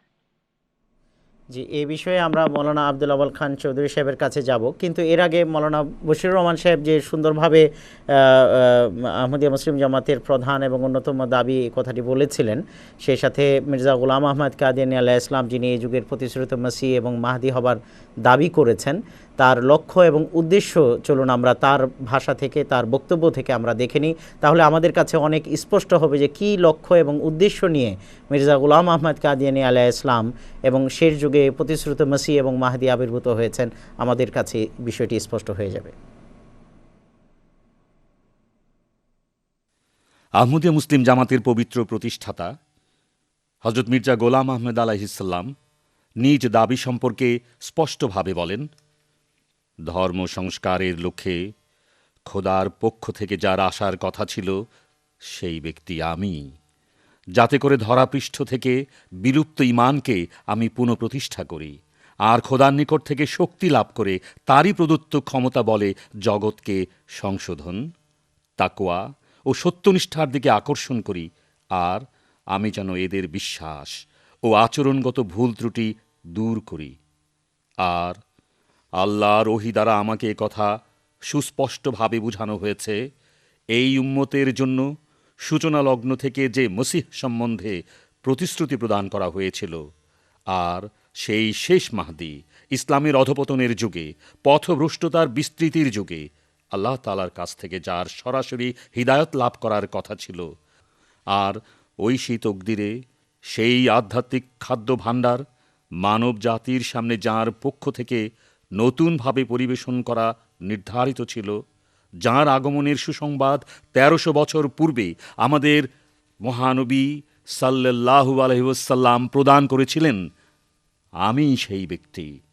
তাসকিরাতুশ শাহাদাতাইন পুস্তক, রুহানি খাজাইন, ২০ খণ্ড, পৃষ্ঠা ৩-৪। এখন মৌলানা আব্দুল আওয়াল সাহেবের কাছে যাব, যে তিনি প্রশ্ন করেছিলেন যে আলাইহিস সালাম যে বলা হয় এটি কেন, তিনি নবুয়তের দাবি করেছেন কিনা, আর নবুয়তের দাবি যে করেছেন এটি বোঝা যায় যে আলাইহিস সালাম তার নামের সাথে লাগানো হচ্ছে, এই বিষয়টি আপনি একটু আলোকপাত করুন। ধন্যবাদ। নেত্রকোনা থেকে প্রশ্ন করেছেন হাফেজ আজিজুর রহমান সাহেব, তিনি তার বন্ধু আরেকজন হাফেজের কাছ থেকে প্রশ্নের সম্মুখীন হয়েছেন। আপনারা যাকে ইমাম মাহদী বলছেন তিনি নবুয়তের দাবি করেছেন, এটার উত্তরে হাফেজ আজিজুর রহমান সাহেব বলেছেন না, এরকম কোনো দাবি নাই। হাফেজ আজিজুর রহমান সাহেব হজরত মির্জা গুলাম আহমদ কাদিনী আলাইহিস সালাম উম্মতি নবী হবার দাবি করেছেন, দাসত্বের নবুয়ত তিনি লাভ করেছেন, হজরত মুহাম্মদ সাল্লাল্লাহু আলাইহি ওয়াসাল্লামের আনুগত্যে আল্লাহর নৈকট্য লাভের দাবি তিনি করেছেন, আল্লাহর কাছ থেকে অধিক পরিমাণে বাক্যালাপ এবং আল্লাহর সাথে অনেক বেশি আলাপচারিতার সৌভাগ্য লাভ করার কারণে গায়েবের সংবাদ, অদৃশ্য সংবাদ বারবার বেশি সংখ্যায় লাভ করার কারণে তিনি উম্মতি নবী হিসেবে আখ্যায়িত হয়েছেন। মহানবী বিশ্বনবী হজরত মুহাম্মদ সাল্লাল্লাহু আলাইহি ওয়াসাল্লাম মুসলিম শরীফের কিতাবুল ফিতনের হাদিসে, যেখানে হজরত নওয়াজ বিন সামান রাদিয়াল্লাহু আনহু কর্তৃক বর্ণিত হয়েছে দাজ্জালের চিহ্নাবলী রাসূলুল্লাহ কি বলেছেন সেগুলো, সেই হাদিসের মাঝে রাসূলুল্লাহ নিজে সাল্লাল্লাহু আলাইহি ওয়াসাল্লাম আগমনকারী ঈসা ইবনে মারিয়ামকে 4 বার নবী বলে আখ্যায়িত করেছেন এবং আলাইহিস সালাম শব্দ তার জন্য ব্যবহার করেছেন। যেহেতু আগের ঈসা আলাইহিস সালাতু ওয়াস সালাম স্বাভাবিকভাবে মৃত্যুবরণ করেছেন বলে কোরআন শরীফ সাব্যস্ত করে এবং 30টি আয়াত আছে যার দ্বারা প্রত্যক্ষ এবং পরোক্ষভাবে সাব্যস্ত হয় বনি ইসরায়েলি ইহুদি নবী ঈসা ইবনে মারিয়াম মারা গেছেন, তাই রাসূলুল্লাহ সাল্লাল্লাহু আলাইহি ওয়াসাল্লামের ভবিষ্যৎবাণীর একটি মাত্র অর্থ হয়, আর সেটা হচ্ছে ঈসার মতো যুগে, ঈসার মতো গুণে গুণান্বিত হয়ে, ঈসার মতো যিনি দায়িত্ব পালন করার জন্য আসবেন তাকে ঈসা ইবনে মারিয়াম বলে আখ্যায়িত করেছেন রাসূলুল্লাহ সাল্লাল্লাহু আলাইহি ওয়াসাল্লাম। এই রূপক ঈসা অবশ্যই হজরত ঈসা আলাইহিস সালাতু ওয়াস সালামের আধ্যাত্মিক পদমর্যাদা নিয়ে রাসূলুল্লাহ সাল্লাল্লাহু আলাইহি ওয়াসাল্লামের চাকর হিসাবে, তার অনুসারী হিসাবে, তার শিষ্য হিসাবে আগমন করবেন। এই উম্মতি নবুয়তের কারণে তাকে আমরা রাসূলুল্লাহ সাল্লাল্লাহু আলাইহি ওয়াসাল্লামের ভবিষ্যৎবাণীতে উল্লেখিত ঈসা ইবনে মারিয়াম নবিউল্লাহ হিসাবে বিশ্বাস করি। এই জন্য নিজের অবস্থান শুধরানো দরকার, পড়াশোনা করতে হবে এবং কোরআনকে জিজ্ঞেস করতে হবে যে কোরআন শরীফ অনুযায়ী কি এক ধরনের উম্মতি নবুয়তের পথ খোলা আছে, এক ধরনের নবুয়তের পথ খোলা আছে। কোরআন শরীফ আপনাকে বলবে হাফেজ সাহেব সূরা নিসার ৭০ নম্বর আয়াতে হ্যাঁ খোলা আছে। আর সেখানে আল্লাহ তাআলা কি বলছেন, আউযু বিল্লাহি মিনাশ শাইতানির রাজিম, ওয়া মান ইউতিইল্লাহা ওয়ার রাসূলা ফাউলাইকা মাআল্লাযিনা আনআমা আল্লাহু আলাইহিম মিনান নাবিয়্যিনা ওয়াস সিদ্দীকিনা ওয়াশ শুহাদাই ওয়াস সালিহিন ওয়া হাসুনা উলাইকা রাফিকা। যারা আল্লাহ এবং এই পরিপূর্ণ রসুল হজরত মুহাম্মদ সাল্লাল্লাহু আলাইহি ওয়াসাল্লামের আনুগত্য করবে তারা পুরস্কারপ্রাপ্ত মানুষদের অন্তর্ভুক্ত হবে, অর্থাৎ নবীদের অন্তর্ভুক্ত হবে, সিদ্দিকদের অন্তর্ভুক্ত হবে, শহীদদের অন্তর্ভুক্ত হবে এবং সালেহ নেক বান্দাদের অন্তর্ভুক্ত হবে। এই কথা আপনাকে জানিয়ে দিচ্ছে, আপনার মতো বিদগ্ধ পণ্ডিত হাফেজদেরকে জানাচ্ছে, হ্যাঁ শরীয়ত বাহক নবুয়ত যদিও শেষ হয়ে গেছে সূরা আল মায়েদার 4 নম্বর আয়াতের শেষাংশের ঘোষণা অনুযায়ী, কিন্তু উম্মতি নবুয়তের পথ এবং অবস্থা খোলা আছে, এটা আসার সুযোগ আছে। কিন্তু তার জন্য বেশিরভাগ লোককে পথ হারাতে হবে এবং আল্লাহ তাআলার পক্ষ থেকে সেই যুগে অনুগ্রহ অবতীর্ণ হতে হবে যার মাধ্যমে একজনকে আল্লাহ তাআলা নবুয়ত দান করেন। এটা স্বাধীন নবুয়ত নয়, এটা শরীয়ত বাহক নবুয়তও নয়, এটা স্বয়ংসম্পূর্ণ নবুয়তও নয়, এটা পরাধীন নবুয়ত, এটা হজরত মুহাম্মদ সাল্লাল্লাহু আলাইহি ওয়াসাল্লামের অনুসরণের কারণে প্রাপ্ত নবুয়ত, যেটাকে আমরা উম্মতি নবুয়ত বলছি। এটাকে আপনি আরবিতে এতাতকারী নবুয়ত বলতে পারেন, মতি নবুয়ত বলতে পারেন। এই রসুলে আকরাম সাল্লাল্লাহু আলাইহি ওয়াসাল্লামের বরকতে এই নবুয়ত পাওয়া সম্ভব, কোরআন অনুযায়ী বলা হচ্ছে এবং কোরআনের ঘোষণা অনুযায়ী ঘোষণা করা হচ্ছে, এবং সেটারই দাবি করেছেন হজরত মির্জা গোলাম আহমদ কাদিনী আলাইহিস সালাম। আপনারা মুসলিম শরীফের কিতাবুল ইমানের, কিতাবুল ফিতনের সেই হাদিসটা দেখে নিতে পারেন। আমরা আপনাদেরকে কালকে এবং পরবর্তী দিনগুলোতেও এই হাদিসের কপি দেখাবো, আরবিতেও দেখাবো এবং বাংলা অনুবাদও দেখাবো, যেটা ইসলামিক ফাউন্ডেশনের পক্ষ থেকে প্রকাশিত হয়েছে। এছাড়াও কাটাবন মসজিদের অধীনে জামাতে ইসলামীর পক্ষ থেকে প্রকাশিত হয়েছে। অতএব এ ব্যাপারে আপনার মনের যেন কোনো সংশয় না থাকে। আর রসুল আকরাম সাল্লাল্লাহু আলাইহি ওয়াসাল্লামের আরেকটি নির্দেশনার কারণে আমরা আলাইহিস সালাম বলছি। রসুলুল্লাহ সাল্লাল্লাহু আলাইহি ওয়াসাল্লাম যাকে সালাম দিয়ে গেছেন তাকে আমরা আলাইহিস সালাম বলে সম্বোধন করি। রসুলুল্লাহ সাল্লাল্লাহু আলাইহি ওয়াসাল্লাম বলেছেন ইমাম মাহদির হাতে বয়াত করবে এবং তাকে আমার সালাম পৌঁছাবে। যাকে রসুলুল্লাহ সাল্লাল্লাহু আলাইহি ওয়াসাল্লাম সালাম দেন তিনি আলাইহিস সালাম। ধন্যবাদ। এখানে শেষ যুগে আগমনকারী মসিহ এবং মাহাদির কথা এসেছে। শেষ যুগের মসিহ এবং মাহাদির কথা আসতেই মানুষের একটি স্বাভাবিক প্রশ্ন আসে, তাহলে রসুল্লাহ সাল্লাল্লাহু আলাইহি ওয়াসাল্লাম যে বললেন যে দাজ্জাল আসার কথা, তো দাজ্জাল কোথায়? তো এই প্রসঙ্গে আমরা ছোট্ট একটি ভিডিও চিত্র দেখে নিব যাতে আমাদের দাজ্জালের বিষয়টি স্পষ্ট হবে। السماوات يتفطرن منه وتنشق الأرض وتخر الجبال هدا أن دعوا للرحمن ولدا। দাজ্জাল শেষ যুগের সবচেয়ে বড় নৈরাজ্য। মহানবী সাল্লাল্লাহু আলাইহি সাল্লাম বিভিন্ন হাদিসে নানা আঙ্গিকে দাজ্জালের বর্ণনা দিয়েছেন। এর মধ্যে বুখারী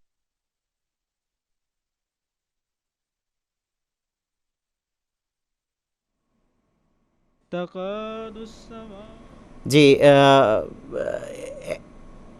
যান্ত্রিক সমস্যার কারণে আমরা এই ভিডিও চিত্রটি দেখতে পারিনি। ইনশাল্লাহ আমরা আপনাদেরকে এই ভিডিও চিত্রটি আগামীকাল বা পরবর্তী অনুষ্ঠানগুলোতে আমরা দেখে নিব। আমরা একেবারে অনুষ্ঠানের শেষ পর্যায়ে এসে গেছি। বিভিন্ন জায়গা থেকে ইমেল এবং ফোন কল এসেছে, আমরা সেই সমস্ত ইমেল এবং ফোন কলস আমরা নিতে পারিনি। ইনশাল্লাহ পরবর্তী যে দিনগুলোতে আপনারা সেখানে উপস্থিত হবেন, সেখানে আমরা আপনাদের এই প্রশ্নের উত্তর দেওয়ার চেষ্টা করব। আপনাদেরকে বিশেষভাবে জানিয়ে রাখি যে যারা অতিথিরা আপনারা এসেছেন আহমদিয়া মুসলিম জামাতের এই অনুষ্ঠান দেখার জন্য, আপনাদেরকে একটি বিশেষ বিষয় জানিয়ে দিই যে আহমদিয়া মুসলিম জামাত সম্পর্কে জানতে হলে আহমদিয়া সমাজকে জানার একটি সুযোগ আছে। আগামীকাল শুক্রবারে আহমদিয়া জামাতের মসজিদে যেতে পারেন। সেখানে গিয়ে আহমদীদের সাথে যদি আপনারা সাক্ষাৎ করেন, তাদের নামাজ এবং অন্যান্য বিষয়গুলো দেখেন, আপনাদের কাছে আহমদিয়াতের অনেক বিষয় এমনিতেই স্পষ্ট হয়ে যাবে। আর সকল দর্শকদের জন্য বলছি, যারা আহমদী, নবাগত আহমদী এবং যারা মেহমান হিসেবে এসেছেন তাদের জন্যও বলছি যে যিনি আজ আমাদের পঞ্চম খলিফা বর্তমানে রয়েছেন হযরত মির্জা মাসরুর আহমদ আয়াদুল্লাহ তাআলা বিন নাসিরুল আজিজ, তিনি আগামীকাল সন্ধ্যা 7টায় বাংলাদেশ সময় জুমার খুতবা প্রদান করবেন সরাসরি, যেটি লন্ডন থেকে সরাসরি সম্প্রচার হবে বাংলাদেশ সময় সন্ধ্যা 7টায়। অতএব সরাসরি এই খুতবা যদি আপনারা দেখেন তাহলে হুজুরকেও, যিনি আমাদের বর্তমান খলিফা, তাকে আপনারা সরাসরি দেখতে পারবেন। অতএব এই খুতবার মাঝেও অনেক খোরাক রয়েছে যা আমরা দিক নির্দেশনা সেখান থেকে আমরা লাভ করতে পারি।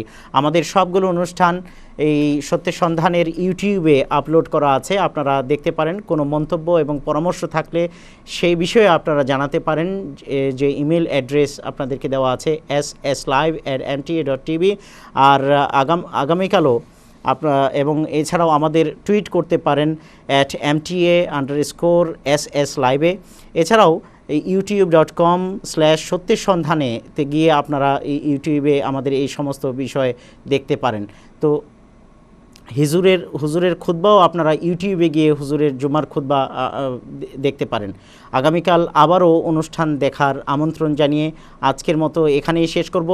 আর যারা এই অনুষ্ঠানে অংশগ্রহণ করেছেন এবং প্রশ্ন করেছেন তাদের সালাম দিয়েছেন, তাদের সকলকে আসসালামু আলাইকুম এবং তাদের সকলকে শুভেচ্ছা এবং সাধুবাদ জানিয়ে এবং আগামীকাল আবারও এই অনুষ্ঠান দেখার এবং এই অনুষ্ঠানে এসে অংশগ্রহণ করার, সংযুক্ত হবার আহ্বান জানিয়ে আজকের মতো এই অনুষ্ঠান এখানেই শেষ করছি। আসসালামু আলাইকুম ওয়া রাহমাতুল্লাহি ওয়া বারাকাতুহু। أعوذ بالله من الشيطان الرجيم وقل الحق من ربكم فمن شاء فليؤمن ومن شاء فليكفر